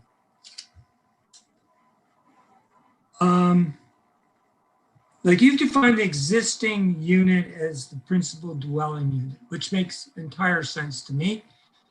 But it has been proposed that they be allowed to redesignate it so that the principal residence becomes the secondary unit. And it sounds like they want to build a larger secondary unit and make it the principal one. Are we actually going to allow that? Because I got to tell you that kind of has happened in my district, and it causes a lot of consternation because, among other things, the form. Ms. is different. Agarwal. Thank you, and through you, Mr. Chair. So our current zoning bylaw doesn't speak to this clearly, and that's why we are proposing to add that new regulation around what is considered the primary unit versus what is considered the secondary unit. In the Planning Act, the way it was worded was that second residential units are permitted as being ancillary to a single detached or semi-detached or row housing. So that does kind of imply that they are to be subordinate and ancillary to the existing single detached, semi-detached or row house dwelling. Okay, one last question. The detached secondary residential unit have a 2-bedroom maximum. It's intended that, in so many words, that wouldn't be financially viable. Now it depends what you're building, clearly, but does staff have a comment on that? Because basically, as counselors, we're trying to work our way through all these comments, right? Yes, Ms. Robidoux. Thanks through you, Mr. Chair. So the proposed limitation of 2 bedrooms in a detached second residential unit is proposed as a starting point, and largely our intent in putting it at 2 bedrooms is to address the potential for impacts such as shadowing or loss of privacy that could potentially result from a large detached second residential unit in a rear yard or a side yard. It's also something that we saw in looking at other municipalities in Ontario who've imposed bedroom limitations on second residential units. In the city of Guelph, they have a maximum of 2 bedrooms in a detached second residential unit and 3 bedrooms in a second residential unit within the primary dwelling house. So the same as what we're proposing here at this time. Right, so the affordability, financial affordability aspect, I don't know quite how to put this, but is not part of that analysis because I suppose staff says it can't be. It's more about compatibility to the neighborhood. Would that be correct? Or more accurate? Yes, Commissioner Agnew. Thank you, and through you, Mr. Chair. So definitely from a land use perspective, when we're looking at new permissions or trying to regulate new permissions, compatibility is the first and foremost consideration. So a lot of what you're seeing tonight is being is a result of staff observing carefully over the last year and a bit that we've had the new zoning regulations in place and seeing what has come forward in the time since that have been the subject of multiple applications for which there's been a lot of very challenging and upset feedback from residents feeling like that the proposals they're seeing coming forward are not characteristic or fitting in with their neighborhood. So we're trying to find that balance. Certainly, I would agree with your comments that depending on the nature of what you would be constructing would determine some of the affordability pieces. Like I said, we did try to look at other municipalities that have similar types of regulatory programs in place to take some of our numbers from, but we're happy to go away and have a look at that again. And certainly, what we've seen now with the changes with respect to the Planning Act and the consideration of additional units, that can include up to 3 units on a property. And when you start to add up the bedrooms, like I said, that gets you to a total of potentially 10 bedrooms on any property that's within a low density area. So it is quite high. And we do want to be reasonable at the same time. We don't want to do so at the issue of compatibility and neighborhood erosion and people feeling displaced within the places where they reside, regardless of what neighborhood that is in the city. We do want to be consistent. So those are all the factors that we're trying to consider. Thank you. Thank you. Any further questions from the committee? Yes, Councillor Hill. Thank you, and through you, Mr. Chair. Just so I'm assuming that that's also why the limit on height is that a fair?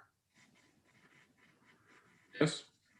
I see some nods. I believe that's the case. Okay. Yes. So just I guess just I'm assuming that too. So just as a follow-up with the premise that we don't want these secondary units to be larger than the primary units that are sponsoring them. Is there ever any consideration to using some kind of a percentage consideration? Like, I would assume that typically, individual residential units are 3 bedrooms typically on average. And so, for example, if it was a percentage of 2/3, it would be limited to 2 bedrooms. So I don't know, is that ever used anywhere else, or is that something that folks would consider? Yes, Ms. Robideau. Thank you, through you, Mr. Chair. Thanks, Councillor Hill. The existing second residential unit zoning bylaw provisions state that a second residential unit must be no more than 50% equal to the gross floor area of the primary dwelling unit on the site. So there is an existing zoning regulation that essentially has that effect of regulating the overall size of the second residential unit in comparison to that of the primary dwelling unit. Thanks. I'm thinking more in terms of, if the primary unit has, I'm looking at Councillor Carley's example, has 4 bedrooms, then the secondary unit could not have more than, 2. And I know it's difficult when you start to count in dens and studies and all that sort of thing too, but that at a percentage of the primary unit. Anyway, just because I know it's a struggle to try and come up with, especially some of these residents downtown where we've seen, effectively secondary units that are larger than the original structures to begin with. So, and that is a challenge. I don't think we want to see that happening. I'm sure that's part, that's a significant reason for this. So, I don't know, it just seems to me like there's got to be an easier formula to apply than, especially the counting of dens and and that sort of thing too. That's a real struggle. I think somehow we need to get around that if we can. Anyway, I'm sorry, that's not a question. Thank you. Is that the last of the committee questions? If so, if the vice chair can take over. I do, and I recognize you. Thank you. A couple of things, a little bit of the history of when is a den a bedroom. In 2011, we were in the core of the city, we had 6 and 7 bedroom purpose-built, in other words, student houses. And because there was tied to that number of bedrooms was amenity space requirements, we were suddenly getting applications for 6 bedrooms, a den, and a library. Now, the den and the library had closets in them, and it was in the student area. So clearly, they were gaming the system. And that's when the ruling came out. And I support the idea that if it looks, if it walks like a duck and looks like a duck, and we should call it what it is. I bought my house advertised as 3 bedrooms. I'm sitting in a den, and I have 2 bedrooms in my house. So I think having some allowance or recognition for that isn't necessarily wrong, but I think we have to be careful that we aren't allowing, by calling bedrooms something else, for some of the monster developments that have happened in the core of the city. And I think Councillor Hutchison has seen some. I've seen some. Sydenham Ward has seen some. So I like where this is going. I also support the idea that if I have a modest 2-bedroom house on a larger lot, I don't have issues with the idea that I'll call where I live now a secondary unit in order to build a 4-bedroom unit as my primary residence. And so I think there's been a lot of thought that's gone into this, and I appreciate that. My question, and I am getting it to a question, before the vice chair complains, we have, I think, done a good job of looking at best practices elsewhere. I have had some questions from constituents who support the 2-bedroom and are wondering why we allow 3-bedroom. It seems like most of the best practices have picked a number, 2 or 3. Perhaps staff could respond to that. Yes. Or Ms. Agarwal, go for it. Thank you, and through you, Mr. Vice Chair. The reason why we proposed 3 bedrooms in an attached second residential unit and 2 in a detached, Because in addition to intensity levels, we were also looking at potential impacts of a detached second residential unit versus a second residential unit that is located within the main building, which has the potential for less impact as compared to a detached second residential unit. And also to be able to give some flexibility in design within an attached second residential unit. Thank you. And my final comment that I'm going to try to make into a question. Parking is always an issue when we add bedrooms. And I know that we've talked about requiring parking as a percentage of bedrooms rather than one parking space per unit. Are we any closer to reaching that? And that's one of the headaches I know in the core of the city for multiple bedroom additions. Ms. Agarwal, can you respond to that? Yes, thank you, and through you, Mr. Vice Chair. We are looking at regulating parking by a number of bedrooms as part of the new zoning bylaw project. And we will be bringing forward a discussion paper specifically related to parking in the near future in front of Planning Committee. I appreciate that. And my final question, I promise, if sometimes some of these changes I know in the past seem to have gone through as minor variances through Committee of Adjustment rather than saying, no, that's zoning request and everybody is welcome to come to planning and request a zoning amendment.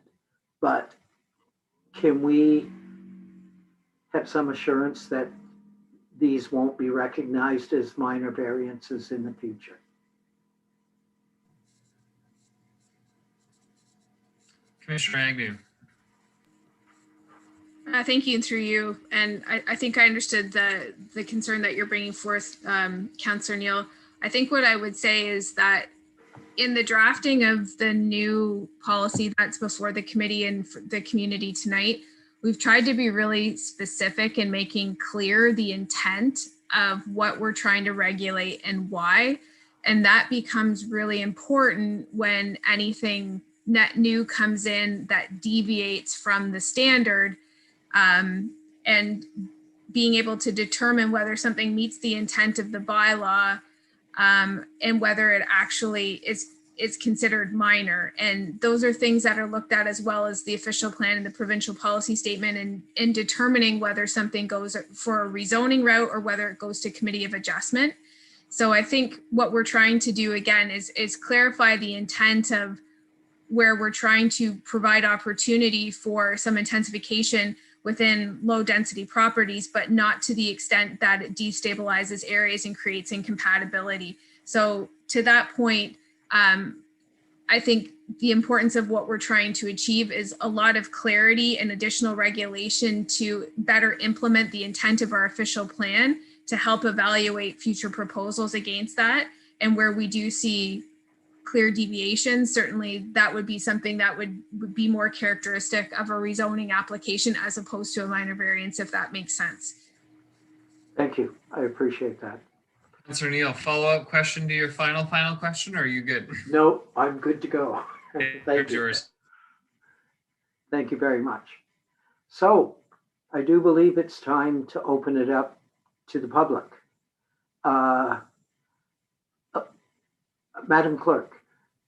Yes, Mr. Chair, we do already have some hands up. Just before I go to the first member of the public, I just want to remind those who wish to speak at this time, please raise your hand now so that we know that you wish to speak.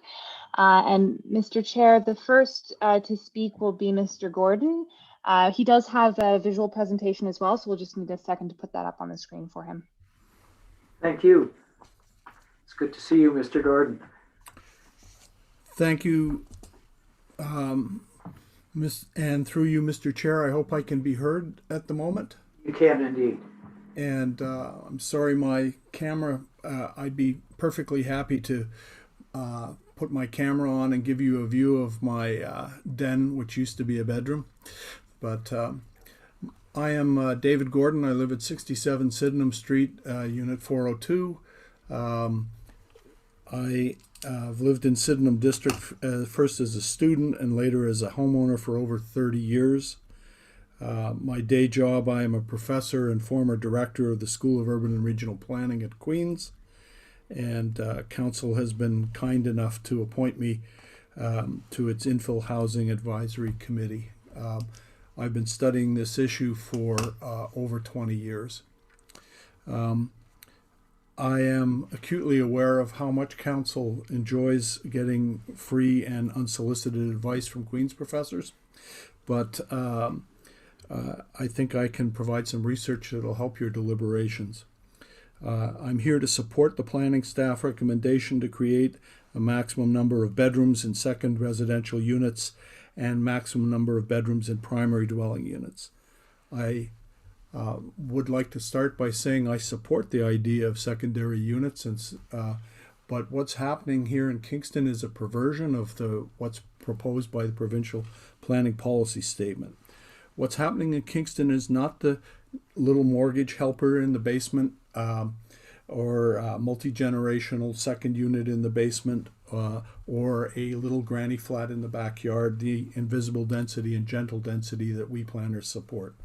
What's happening in Kingston, we have a big problem with conversion of single residential homes by developers into massive multi-bedroom, essentially rooming houses. And this problem is encouraged by, frankly, terrible, outmoded zoning bylaws. Next slide, please. So I'd like to introduce you to the basis of the zoning bylaw in the city of Kingston. Core, this is the 1941 zoning bylaw.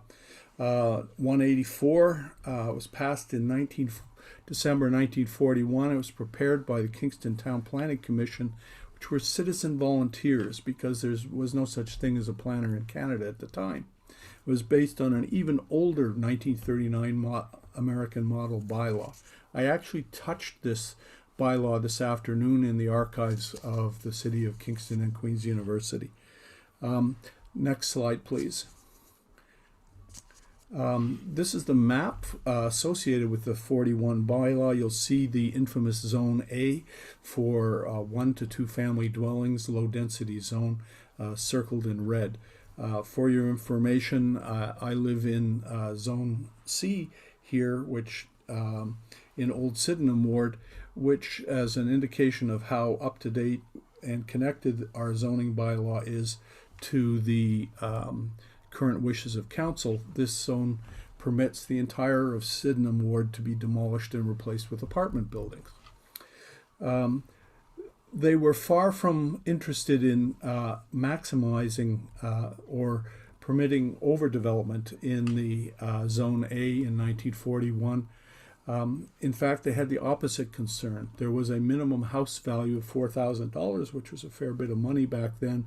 There was no maximum dwelling size. There was an insistence that a certain size of house be built. Next slide, please. The A zone has continued to this day with most of its elements intact, things like height limits, rear yard setbacks, that sort of thing. But your current zoning bylaw, enacted in '75, has a fatal flaw. And I thought this was coming from the 1940s, but actually it was inserted by as part of a similar effort we're going through right now to help the development industry have more clarity over what's permitted. And in 1993, I wasn't in Kingston at the time, I was teaching in the States, there was a clause inserted that said that the maximum permitted floor space index was 1.0 in the A zone. What that means is you can build as much floor area as the area of the lot. I've never in Canada heard of such a large floor space index However that got slipped in, it was a tremendous benefit to the developers who were in this business. Next slide, please. What you see here is the principal description of a house in the A zone that was worked up by a workshop done in conjunction with the city a few years ago about appropriate intensification in near university neighborhoods. This type of house, the standard Kingston brick 4-bedroom house, which you can find anywhere in the A zone, on a lot 10 meters wide by 40 meters deep. That's 33 by 132, half a chain by 2 chains is the typical thing. The fatal flaw here in the A zone is the lots are enormous. Therefore, having a permission to build one time. Excuse me, sorry to interrupt. There is a 5-minute limit, and I believe you have 30 seconds. I will wrap up by saying you can build an enormous addition as of right. Next slide, please. And the reason I say you have a big problem, we have a big problem, is that my research in looking at this phenomenon in Kingston indicates that in the last census decade, in the areas shown in dark on this map, 1,100 fewer dwelling units have been occupied. What that means, they've been converted to student accommodation because students don't count in the census. In conclusion, last slide, we have a big problem in Kingston with the conversion of single-family homes. In fact, household sizes are declining in Kingston as a result, as it can be seen by your new demographic studies. There is no need for 12 or even 6-bedroom dwellings in Kingston. There's lots. You have outdated and poor zoning, which permits this type of monster addition. I support the planning staff recommendation to create the maximum number of bedrooms. I would go even further and recommend that the floor space index be reduced to 0.6, which is what the city of Vancouver uses, and an interim control bylaw be adopted while these bedroom count zoning is implemented. Thank you for your attention. Thank you very much. Could we request through the clerks that your slide deck be shared with the committee? Absolutely. Since you were a bit rushed there towards the end. I appreciate that. So, and all of the questions or comments are gathered together and staff are given an opportunity after all of the public have submitted their rationales. But we have quite a few, so I may have staff address them after 4 or 5 minutes, or 4 or 5 presentations. So, Madam Clerk, who's next? Yes, Mr. Chair. Next is Meredith McDonald. Just going to ask her to unmute. Hello, Ms. McDonald. Can you hear me okay? Yep. Hello, can you hear me okay? Yes, we can. Perfect. Thanks so much. And through you, Mr. Chair, I am Meredith McDonald. I live at 8 Kensington Avenue and am currently the chair of the Sydenham District Association.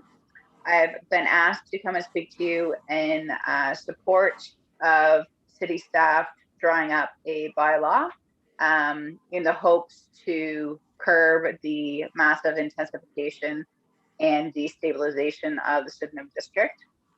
As you know, we have had many developments in the Sydenham District that have taken single family homes and turned them into 6, 8, 12, 16 bedroom rooming houses. And that leads to further destabilization and further degradation of our neighborhoods. We are in full support of having secondary suites and have increased in affordable housing, both in our district and all through Kingston. And we do support limiting the size. We have seen quite a few things come to Committee of Adjustment recently and Planning Committee in which they are trying to use the secondary suite loophole right now to make a second home behind the first home, which we are not in support of. So we very strongly agree with city staff that this needs to happen and needs to happen quickly. But we are asking that not just the number of bedrooms be limited, but that we actually also consider the size and the percentage of what the principal unit is, and have it a little bit more tightly controlled. I do like the thought of having it be limited to 1 story, so you don't, again, have a 3-story home behind a second home or behind the primary principal home. But we need to consider as well, when we start adding all of these, the functionality. So is there garbage? Is there parking? Is there bicycle storage? How is that going to happen? And I didn't see in reading through the proposed bylaw whether or not there would be that requirement needed to be met in order to help with some of the property standards issues that we have, especially in the near university district. As well, I was part of some of the fights for both Center Street and some of the other recent developments, and really do wonder, since it has been over, I want to say 4 years since we were promised some amendments and changes to the bylaw, why it is that we can't, as Professor Gordon brought up, have an ICBL until we actually have an update to the zoning bylaw and to the secondary suites, as well as some residential rental licensing to ensure that we're not putting unsafe residents in basements and not meeting the standards that we would want, not just our students, but all members of our family and our community to live in. Thanks so much. Thank you very much. You timed that perfectly. Who's next? Who's next, Madam Clerk? Mr. Chair, Ken Dansner is next. Hi, can you hear me? Yes, we can. Okay, I have 14 points, so I'm going to rock it fast, whoever's writing down notes. So my name is Ken Dancer, 234 Concession. My first question is whether or not any consultation was completed on this report with the Kingston Home Builders Association, anybody from the real estate community or otherwise prior to publishing. Second, I did not catch if everything that was presented was to purpose-built secondary suites as well as conversions, because I think there is a difference between the two, maybe not in terms of the finished product, but in terms of the established neighborhood. Number three, I'm not sure if there's a draft definition of a bedroom, quote unquote, in the amalgamated zoning bylaw, but I'm curious whether or not there could be an inclusion of the definition of boarding house in future circulations of this, because I think there is existing legislation that deals with half of everything we're talking about right now. I do see the concern if you have a massive number of bedrooms in one building or two, at some point you got to call it what it is, which is a dorm or a multifamily residential or a boarding house or something like that. However, I don't necessarily agree with the proposed fix. So number five, bedroom definition, let's just call it what it is. It's enforced by building inspection. Building inspection sees a space that meets the code requirements for a bedroom, and they do call it a bedroom for the purposes of how they calculate DCs.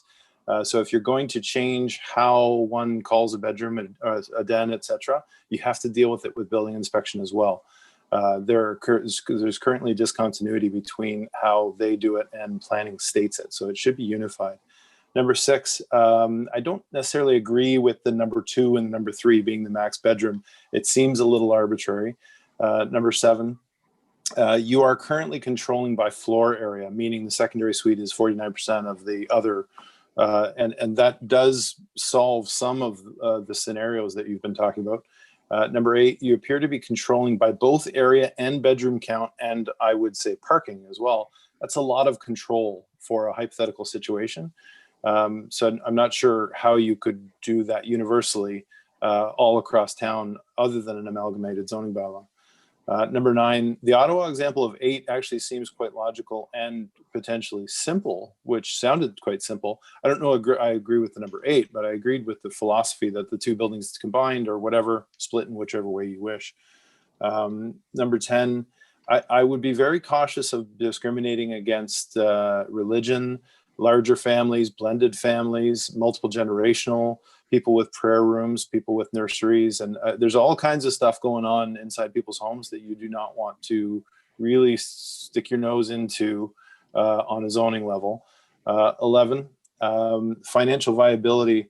I would not assume that these are rentals. There are families that buy these that they keep the door open them being rentals, but they are not rentals by default. They are houses with rooms in them. They're buildings with rooms in them. Number 12, gross size and massing is something that should be governed by zoning, shading, all that. The interior use is really not relevant. It is a factor in how you decide how parking works and how the DCs are calculated and some other things, but really the building code should govern on the interior. 13, any limitation will have consequences, and long-term, I would keep things flexible for the future. Just look at how COVID has changed our world. The world changes quickly. I'd keep things flexible for the future, including larger homes, not larger in terms of mass, but larger in terms of what the customer and what the person wants. And 14, anything that can preserve affordability should be held primary in everybody's mind. So, and what I mean by affordability is cheap rentals is good, cheap buildings is good.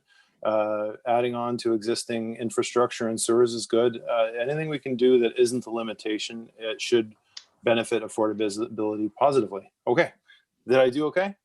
You did. You've got about 15 seconds left. Oh, there you go. I'm glad I rushed. Thank you. Thank you very much.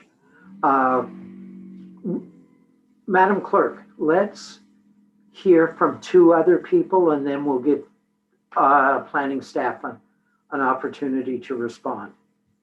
Okay, no problem, Mr. Chair. The next on my list is Hugo Leclerc. Good evening. Can everyone hear me? Yes, we can, Mr. Leclerc. Thank you, and through you, Mr. Chair. My name is Hugo Leclerc. I'm a registered professional planner with FO10, and I'm here this evening on behalf of a wide range of clients. Now, on this matter, we've heard from clients throughout the city, both in the former townships, in the rural area, and in the urban areas, the older areas of the city. Our concerns and comments and recommendations are provided in detail in the letters that are available in the addendum. So I just want to touch on a few key points this evening. In particular, the sort of the overarching and universal concern that we've seen has to do with both the definition and the limits for bedroom. And I echo Mr. Dancer's comments with respect to the building code having requirements and criteria for when a bedroom can be a bedroom. And so one of our recommendations is to stick with the building code. There's already a tool there that is appropriate for identifying when a bedroom is a bedroom, rather than broadly incorporating spaces that otherwise couldn't become bedrooms. And this is spoken to a little bit earlier in relation to some of the subdivisions that are, I don't think, the source of the concerns that the council and committee are hearing, but they would be affected by these types of changes where dens or even storage rooms that couldn't qualify as bedrooms under the building code would be considered bedrooms under the definitions that's provided. So that's one of the proposed changes. Another is the limit on bedrooms as an item of concern. We've heard from municipal lawyers on this particular matter. We question the ability of municipalities to regulate bedrooms, notwithstanding that we've seen many municipalities do so. But I think fundamentally one of the concerns here is even if the municipality can regulate number of bedrooms through zoning and under the Planning Act, should we be doing so, it inevitably leads to discussions such as the ones that we're having, where people's zoning language comes into effect and where potential discrimination, I think very much unintentional, could occur in certain scenarios. And certainly these are outcomes that we want to avoid and don't want to see happen. But we do understand and share the concern with respect to over-intensification of residential areas, and in particular low-density residential areas. So our recommendation here has to do with using the tools that we have in our zoning bylaws and under the Planning Act, and working closely with staff at the city and with the community to determine standards that would achieve the outcomes that are sought. So combining parameters such as floor space index and yard setbacks, lot coverage, all these tools that are at our disposal, and refining them so that there aren't the types of outcomes that we're seeing where as we've heard a little bit about tonight in the staff report. One specific item that I want to draw attention to as well, and there's been some discussion on this evening, is with detached second residential units.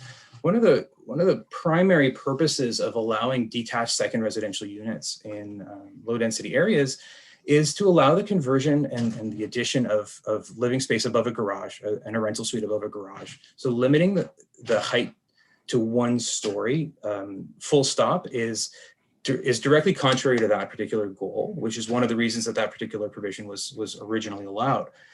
So our suggestion there is to look at other ways and potentially scenarios where a full-on limit of 1 story is not applied, but there may be scenarios where additional height is appropriate, such as, for example, converting space above a garage or constructing a garage with living space above it.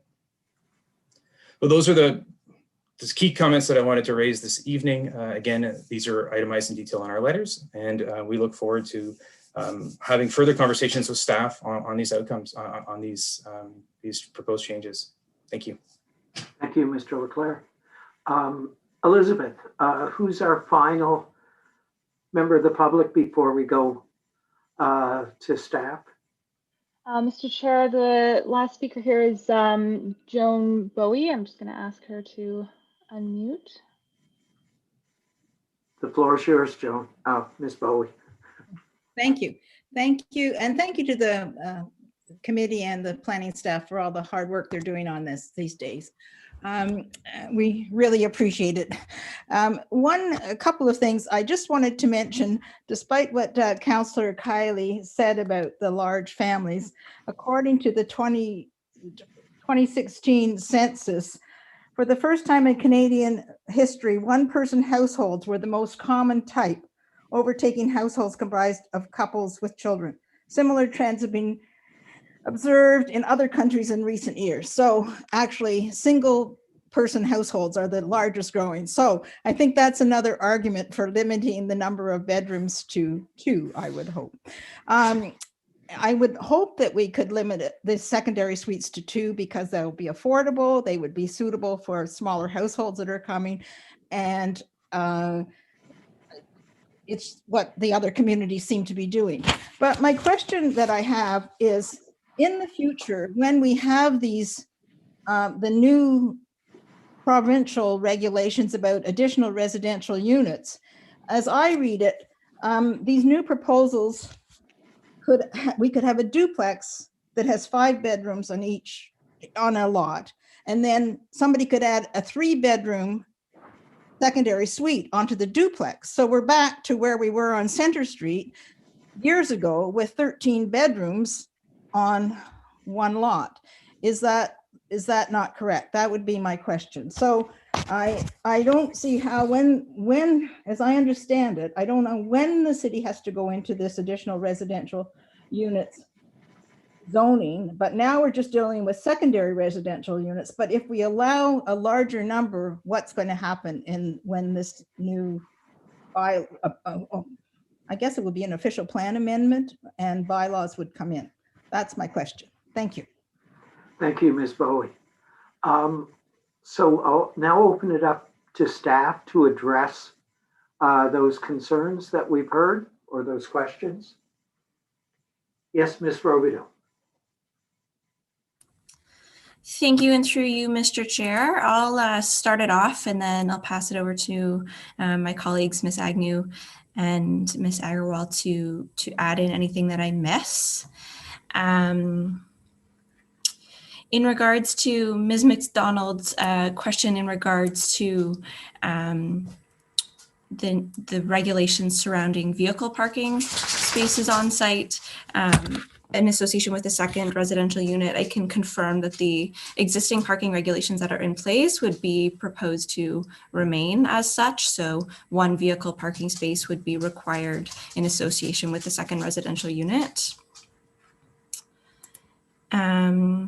In regards to Mr. Dancer's question regarding consultation with the Kingston Home Builders Association, we actually spoke with a representative from the Kingston Home Builders Association yesterday and received some correspondence from them today. So we continue to consult with them as well as other members of the public who we've received correspondence from largely today and this week moving forward in this process. As we've mentioned, this is very much a starting point at this stage, and staff will continue to refine the proposed policies based on the feedback that we receive moving forward.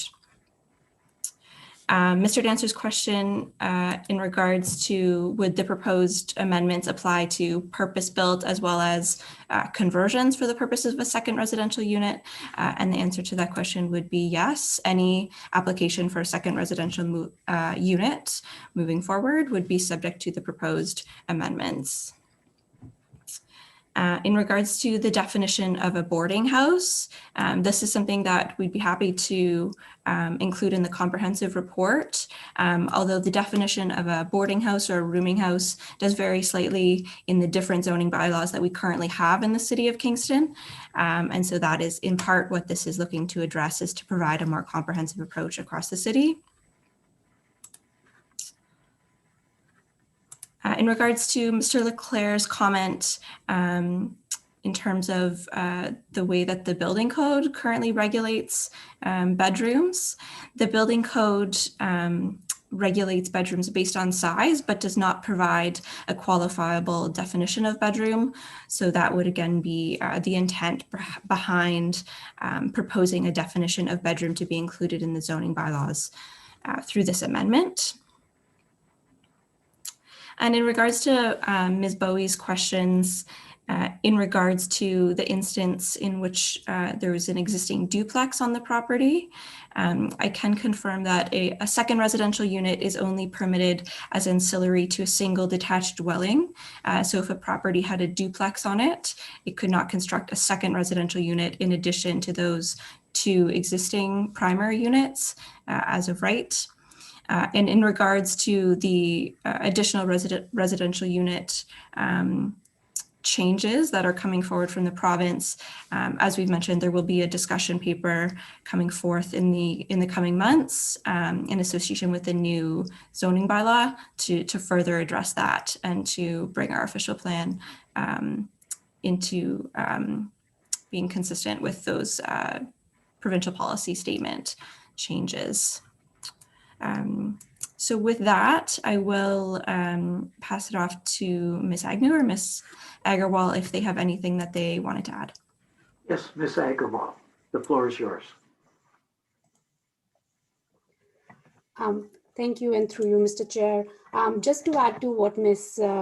Robideau has already covered, there were a couple of comments related to considering the size of the principal unit and looking at floor space index and lot coverage and those types of parameters. So specifically as it relates to the central area of the city, we are looking at these parameters through the Central Kingston Growth Strategy, and the recommendations are anticipated to be brought into the new zoning bylaw as part of that work. So we will be looking at FSI, whether or not that is an appropriate tool to use, lot coverage, of course, yard setbacks, height. So we are looking at that, those performance standards as part of the Central Kingston Growth Strategy. There was a mention of looking into rental licensing. Staff had brought forward a recommendation related to rental licensing a couple of years ago. However, that program was deferred until the completion of the new zoning bylaw and also our current secondary planning studies. So for example, North Kingstown and Central Kingston Growth Strategy, but it is anticipated that we will be looking at rental licensing after those studies are completed. There were also some comments made about functionality, garbage storage, bicycle storage. I just wanted to mention that we are undertaking a review of the site plan control bylaw as well. And we do anticipate that through that bylaw, we will be able to consider and review these types of things, like, for example, garbage storage, etc.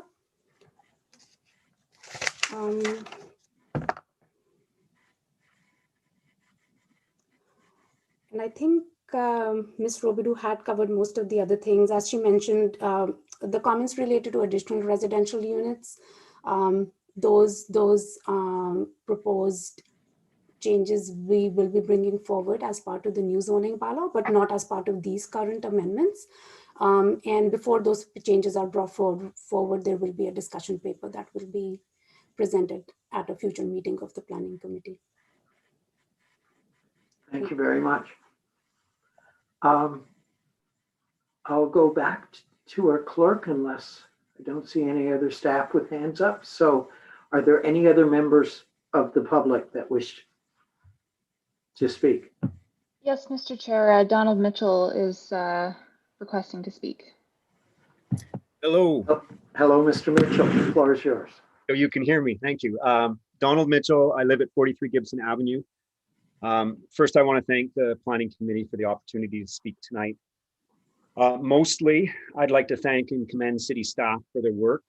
It seems like this very thorough, balanced, and thoughtful work actively reaches back at least 5 years, and it's the collection of a volume of related work that's been undertaken by former and current city staff. And it's likely been long needed in one form or another for many decades, and most of us all know this. I'm grateful to see this work advancing. I understand it to be one initiative that's part of other city actions, some completed and some forthcoming, that working together will deliver a more effective urban design and planning, and thereby bringing a balanced approach and diversity to the housing options across the city of all the various spectrums and for all people. So from this understanding, I support amending the OP and zoning bylaw as proposed by city staff, who are planning professionals and experts that have weighed and evaluated feedback and input from the diversity of our community for many years related to this work. And I trust their weighing of all of the considerations. So I hope that the Planning Committee and ultimately Council will be responsive to the whole body of engagement that informs this work. As a layperson, I need more time to fully absorb all the details and to wrap my head around it. And it's possible that there's nuance, and we can all agree there will be things that will be added or minor adjustments to be made. But it is also true that the province fully intends each municipality to take their general directions and refine them to suit the local realities and unique needs. And Kingston should, as Dr. Gordon tonight has already suggested. Broadly, beyond indicating my support, I'd like to make or raise a few comments or questions. Low density as a measure needs clarity and consensus for the public. A question would be, is it possible for a low-rise neighborhood to have medium density by some interpretations? In terms of the provincial direction for additional residential units, is there a window for implementation? And if so, what is the start date for implementation and when is the end date? The follow-up question would be to inquire if the zoning bylaw update process must incorporate ARUs, or could they be adopted after the update to that city policy? My recollection of the secondary unit policies when they were finally adopted by the City of Kingston, they were about 5 years after the province initially directed it. So last, related to that question, is it possible that some municipalities might not fully implement ARUs for many years, thereby only the second unit would be as of right? Now, regarding human rights and access to housing for all people, there's a lot of interpretations that like to point one direction or another direction, but I want to give you a few ideas to think about. Where some might propose 1.2 meters as a constraint diminishing return on investment for development interests, others might more fairly suggest that only a dedicated, unobstructed, and separated pathway of travel shall be accepted as the minimum standard for access for all to a secondary unit, regardless of orientation on the site. In my opinion, we have an obligation to build for all people, not just able-bodied, and provide a spectrum of housing for a diversity of choice. No one no one lot should have to be maximized. It's the whole spectrum across the city we should be incentivizing from my perspective. So going further, it could be suggested that ARUs that are rental in nature and operating as a business should not only be required to be licensed, but also should be subject to the fullest considerations of the AODA requirements that are applied for business housing, such as apartment buildings. It is the diversity of homes that we as a community need to deliver. So for example, a 2-bedroom unit that is secondary in nature and located in a detached structure with a 1.2 meter access might serve a demographic of our community that is underserved by the current planning directions that permit development that is by its form a barrier to many people in our community needing housing. Data and information at all levels, municipal, provincial, national, and continent, should account the number of single-person households that make up the population and acknowledge the clear trends towards that type of housing, or for 2 or 3-bedroom housing trends, looking at where we're going by 2060. It may be that the perpetual urban belief that 4+ bedrooms are required may not align with future needs or current housing trends. Even recent studies by the AMS acknowledge that preferred housing in relation to number of bedrooms and type of housing is not what the development community is often proposing as infill. 30 seconds, Mr. Mitchell.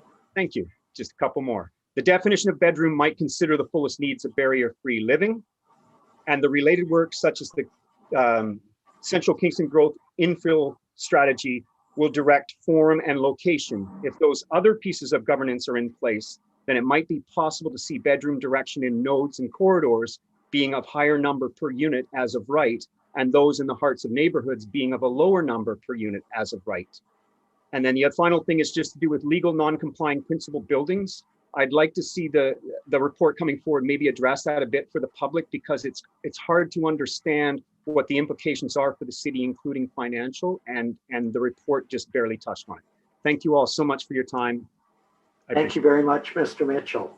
And just a little context, Mr. Mitchell is a former chair of our Municipal Accessibilities Committee. So I'm glad he brought that up as a point. Madam Clerk, do we have any other members of the public? Mr. Chair, we do not have any hands raised at this time, but perhaps we can just do a final call to those who are still with us. If anyone wishes to speak at this time, please raise your hand now so that we may call on you. The raise hand function is located in the center of the screen when you move your mouse over the window. I'll just give a couple seconds, Mr. Chair. Thank you.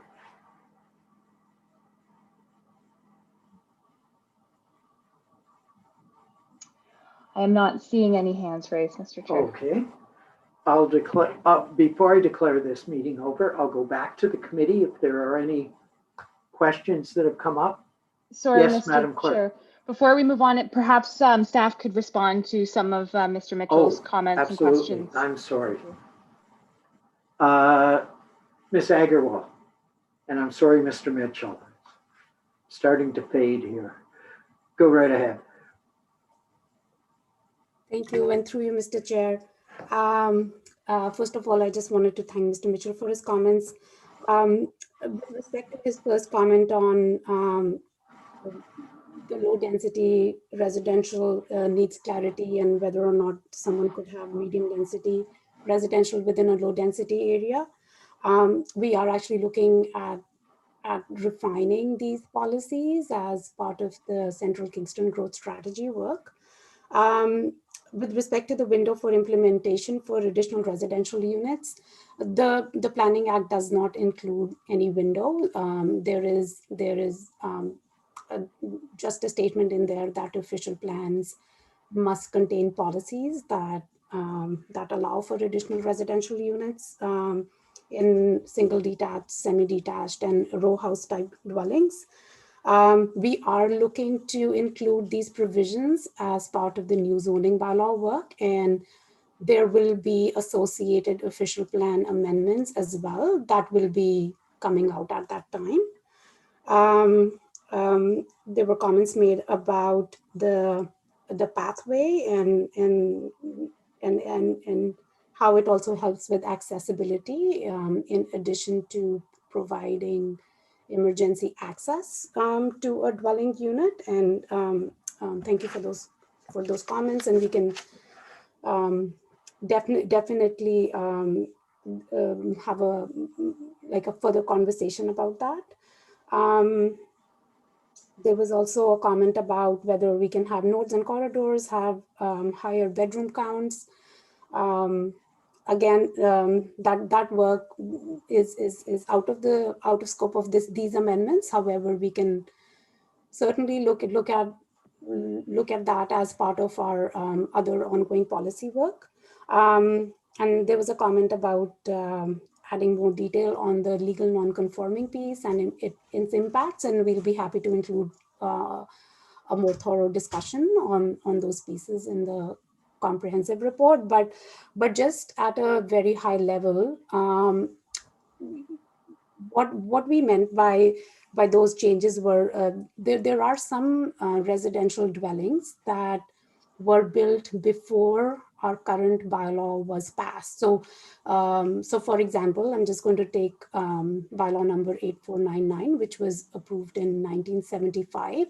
However, there were dwellings that were built before that time based on a previous zoning bylaw, but where, for example, setback regulations got changed through the 1975 bylaw. Those main buildings are now considered legal non-complying. And when an addition is proposed to be put on those buildings, a Planning Act application is required for expansion of a legal non-complying building. So as part of these amendments, what we are proposing is that where an addition complies with the provisions of the current bylaw, someone could add a second residential unit in that building. So just removing that additional requirement for applicants to have to go through a committee of adjustment process where the addition would comply with the zoning bylaw, or where a detached unit is being proposed, but the detached unit complies with the provisions of the zoning bylaw. But we'd be happy to add more detail in the comprehensive report on that. And I do see Ms. Agnew also has her hand up, so. Thank you, Commissioner Agnew. Thank you, and through you, Mr. Chair. So just echoing the comments of my colleagues tonight, thank you very much to everyone that has provided comments this evening. Certainly this is the first public meeting on this important set of amendments. So we've received lots of feedback tonight, things for us to go away and have a look at. And certainly we're happy to entertain separate conversations to this evening if people are looking for individual follow-ups or greater discussion. We're happy to do that at any time, and also receive written comments and suggestions throughout the process. The one thing that I just wanted to verify is that 2021 is a very important year for the City of Kingston from a planning policy perspective. This represents the first of many important policy changes that are going to be coming forward to this committee. There has been a lot of work that has gone into building where we are now, and that has been a reflection of planning staff listening and observing to what's happened with respect to development in our city across the board, and trying to look in many ways in terms of how we incent good development in the right places, and how we also look to clarify policies to ensure that where we're seeking gentle intensification or invisible intensification within our stable areas, that we're able to do so without further eroding neighborhood stability or character, or some of those pieces that are incredibly important to Kingstonians.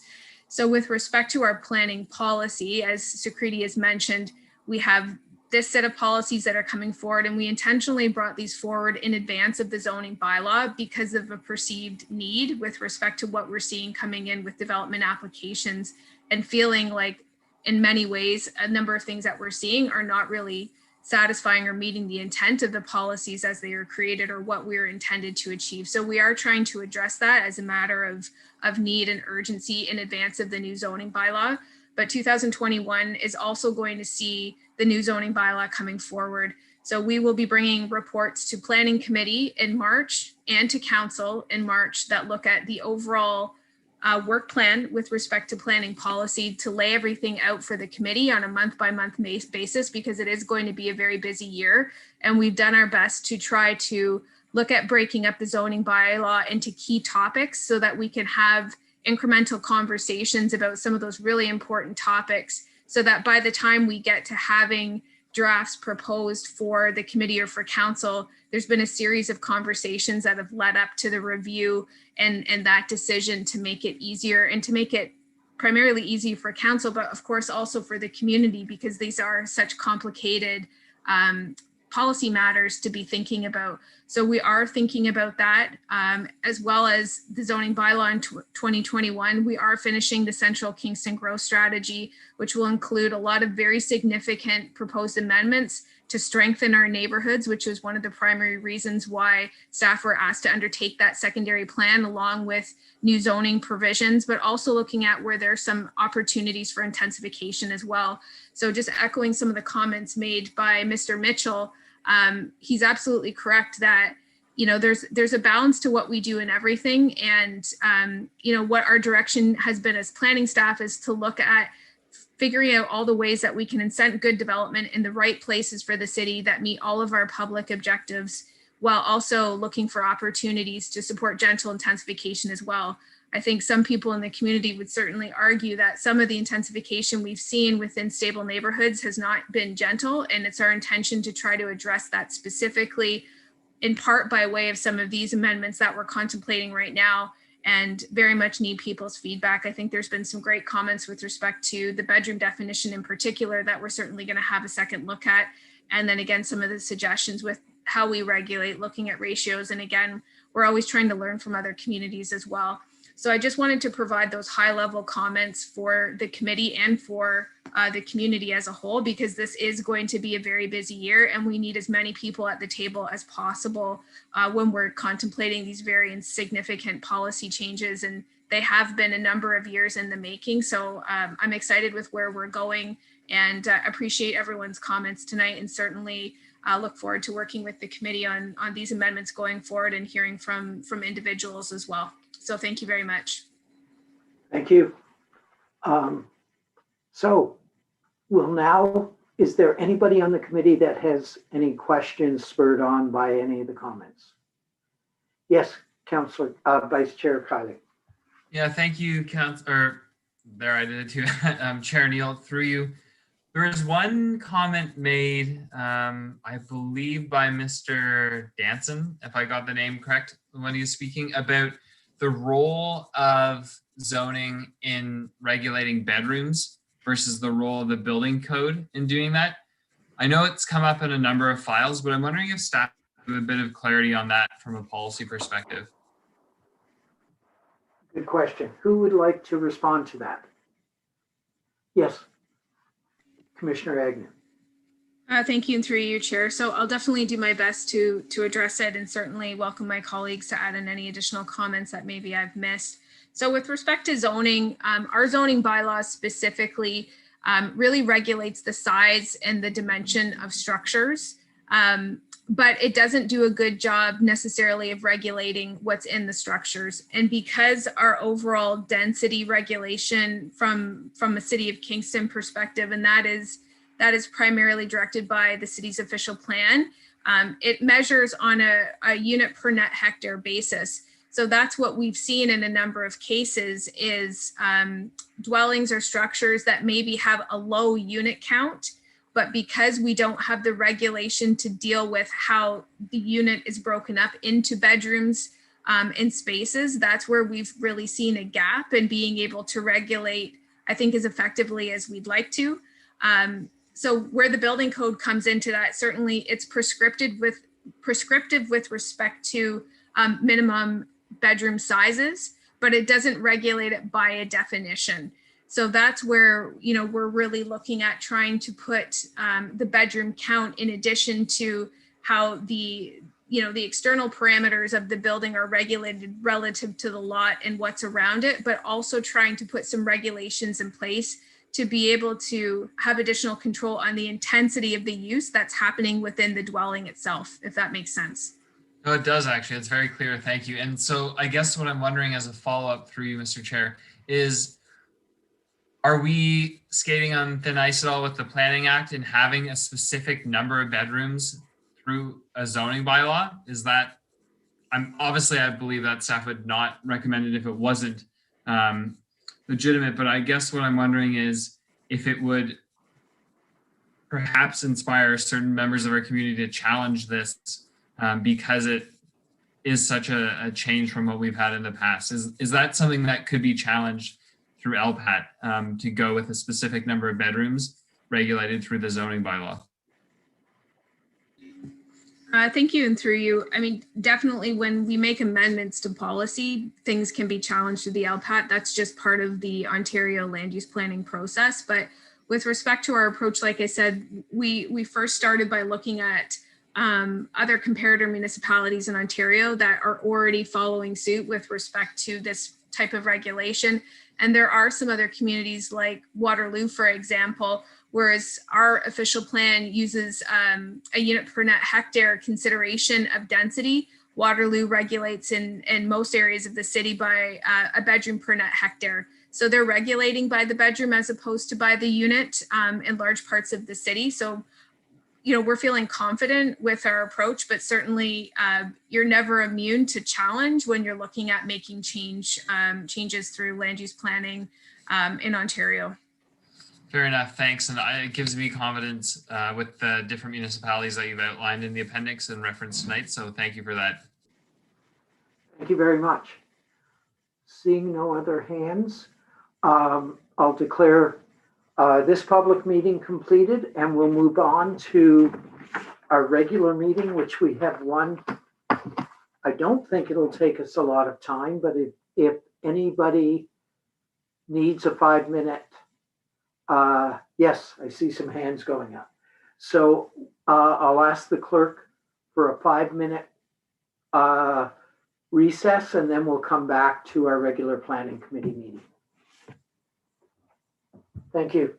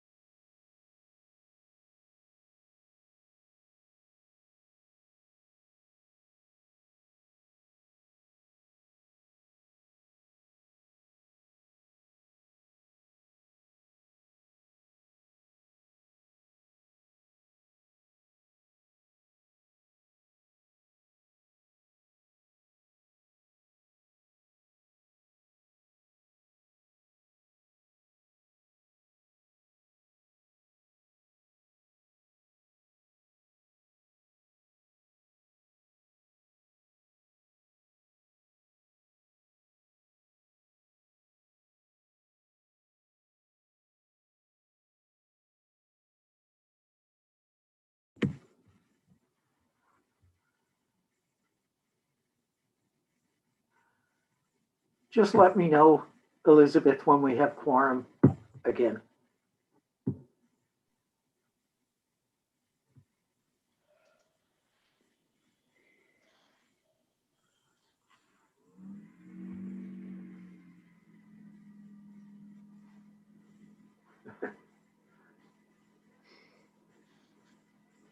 There we go, Mr. Chair. You do have quorum. Thank you very much. I'll call our regular meeting to order. And I'll ask for a mover and a seconder for the agenda. I will then transfer to Vice Chair Kiley because I want to just talk about something I want to bring forward very quickly under other business. Okay. So if there's a mover and a shaker for the agenda, Councillor Sanek, Councillor Kiley. And if you could, before we call the question, if you could take it over the chair, Councillor Kiley. I do, and I'll recognize you, Councillor Neal. Go for it. Thank you. I had a good conversation with our commissioner and with Laura as well regarding our scheduling. And I want to thank staff. They've done a very good job of making our meetings much more manageable than they have been in the past. There was a suggestion of over the next 6 months for possible additional meetings that would allow us to deal with some business without having to go till midnight with meetings. We were able to shave that down to 5 or 6, and there will be to 3 or 4, and there will be a schedule being proposed at next week's or at our first March meeting. So I just wanted to give you a heads up, and we can discuss and confirm that at our March meeting. And I think I just discussed the other business, so we may not have to do it later. Sorry about that. No, thanks, Councillor Neal. That's fine. Been a long day. So if you want to return the chair, we'll move on. I do. Thank you. So confirmation of meeting minutes from our February 4th meeting. Sorry, Mr. Chair, I do not believe we called the vote on the agenda, and I do believe we also need to include the addendum, Thank you. Please. It has been a long day. So all those in favor of the agenda? So passed. Thank you. Confirmation of minutes from February 4th. We've all received them, a mover and a seconder. Councillor Hill, Councillor Osanek. All those in favor? Carried. Disclosure of pecuniary interest. Seeing none. Delegations. Seeing none. And we have no briefings. I'll just read the brief business portion of the meeting is open to the public. The city is initiating a new process in which members of the public will have an opportunity to speak for up to 5 minutes on comprehensive reports presented before the Planning Committee. Those wishing to provide oral comments at this meeting will be invited to do so. If a person or public body would otherwise have an ability to appeal the decision of the Council of the Corporation of the City of Kingston to the local planning appeal tribunal, but that person or public body does not make oral submissions at a public meeting or make written submissions to the City of Kingston before the bylaw is passed, that person or public body is not entitled to appeal the decision. Our one and only issue tonight is 872 Johnson Street, and you see, and is the planner Ms. Grant? Hello. Thank you very much. So if you wanted to present that to us, that would be great. Okay, great. Thank you, Mr. Chair. And can everyone hear me okay? Yep. Okay, Loud and perfect. clear. Perfect. I'll try and make this pretty brief because I know we've had a lot of chat tonight. So I'm here to present staff's recommendation for a zoning bylaw amendment application for 872 Johnson Street. The committee heard a public meeting on this application in November, and now it's back for a recommendation. So next slide, please. So the zoning bylaw amendment proposes to introduce a site-specific A5 zone on the site, which would permit 3 dwelling units on this property. These 3 dwelling units have actually existed on the property for a number of years, but this application is seeking to formalize and legalize that existing situation. Next slide, please. The subject property is located on the south side of Johnson Street, adjacent to the closed road allowance, which extends south from Palace Road. The property is surrounded mostly by low density residential uses. However, there are some higher density residential buildings in the area to the east and west along Johnson Street and Sir John and McDonald. Next slide, please. So the property is currently developed with a 2-story residential building. City records indicate that this building was constructed as a single-family dwelling in the 60s. However, the current owner of the property indicates that the building contains 3 dwelling units and that these were established prior to their purchase of the property a number of years ago. The building and design from the outside is consistent with other residential buildings in the neighborhood, which are constructed around the same time, and the property still appears as a single detached dwelling from the street. Next slide, please. So I'll just give you a very brief overview. The property is designated residential in the city's official plan and is currently within the 1 and 2 family dwelling A5 zone in zoning bylaw number 8499. The A5 zone does not permit 3 dwelling units, and so a zoning bylaw is required in order to legalize the existing use, and a site-specific A5 zone is proposed. Next slide, please. So the proposed amending bylaw would permit 3 dwelling units on the property, would also recognize the existing front yard depth, and would reduce the parking requirements to allow for 2 parking spaces to serve the 3 dwelling units, which is the situation currently on the property, and that has been in place for a number of years. The bylaw would also permit these parking spaces to be located in the permitted driveway in the front yard, which is consistent with the permissions that are broadly applied across the city for 1 and 2 family dwellings, resulting from recent amendments to the zoning bylaws. So at the public meeting held for the application in November, some members of the committee expressed some concerns related to the configuration of the basement unit on the site. There was a 1-bedroom with a den, and there were concerns that that den would be used as a bedroom, even though there were no windows. So in response to these concerns, the applicants have revised the floor plans to remove the wall that created the den space. The revised floor plans now represent a bachelor configuration. And the recommended bylaw in front of the committee also includes a maximum bedroom provision in the basement to ensure that the change is implemented through the required building permit process. So planning can review that to make sure that there is only 1 bachelor unit proposed in the basement. Next slide, please. So here we can just briefly see the changes that are proposed on the site in order to satisfy the updating proposed zoning. So these include the removal of an existing shed in the rear yard and the introduction of a new shed, which would meet setback requirements and would also accommodate the 3 required bicycle parking spaces for the units. And the applicants are also proposing a pathway from the front of the property in order to, so that the occupants of the units can access that shed to store their bicycles. And you can also see here that the basement floor plans, which have been revised, as I mentioned previously, to remove that dividing wall.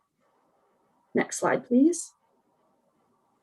So the zoning bylaw amendments recommended today would recognize an existing longstanding use while also improving the standards that apply to the site in terms of things like bicycle parking and the basement unit. The property is located on an arterial road, and it has access to both local and express transit routes, as well as cycling infrastructure along Johnson Street. The site can satisfy the functional needs of its users, and there are no land use compatibility concerns from a planning perspective.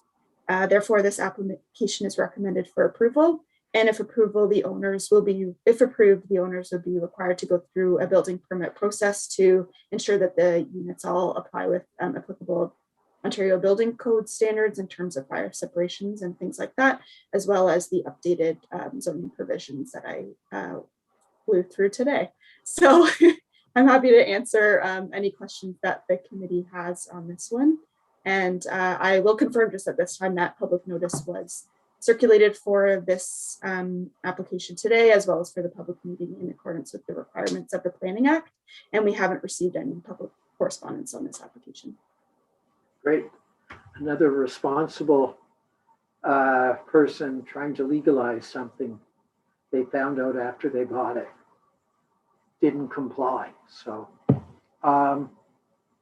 any questions from the committee? Yes, Councillor Kiley.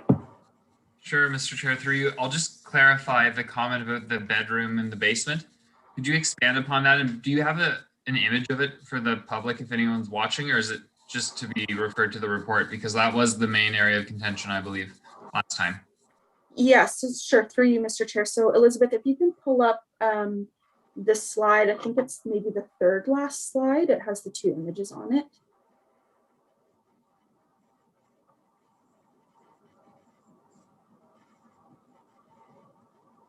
Oh, yeah, this one here. So you can see on this, so we have the site plan, kind of this green image on the side. The image beside it is the revised floor plan. So where you see that red line, it kind of looks like a wall, but it is just a dimension there of that room. So there was previously where that red line is a wall in place, and that wall will be removed through the building permit process. So that will just be a bachelor unit, essentially confirming that it will be one bedroom. Excellent, thank you. No problem. Thank you very much. And I don't believe, Madam Clerk, that there are any members of the public that we haven't put to sleep already. Mr. Chair, we do have members of the public still with us this evening, so we could perhaps offer them an opportunity should they wish to speak at this time. If they could please raise their hands. Mr. Chair, I'm not seeing any hands at this time. No problem. Then we'll go back to the committee. If there aren't any further questions, I'll ask for a mover and a seconder for the recommendation. Councillor Hill, Councillor Hutchison. Any further questions, comments? Seeing none, I'll call the question. All those in favor? Carried. Thank you very much.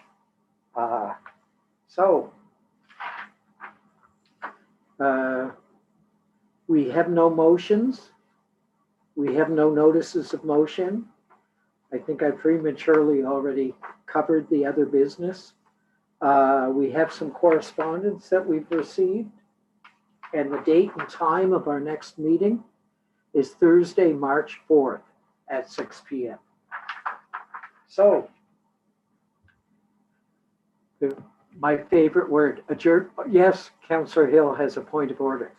We aren't going to see Councillor Carley, I don't believe, at our next meeting because he's a new father. So we just do want to wish him the very best. Thank you for jogging that new endeavor, new job he's got. And you have to send out a picture and an email to everybody on the committee. Thank you. Thank you very much. Okay, call the question for adjournment. Councillor Hill and Councillor Hutchison have moved it, seconded it. All those in favor? Carried. Thank you very much. And thanks again to staff. This was shorter than I'd anticipated it was going to be. So.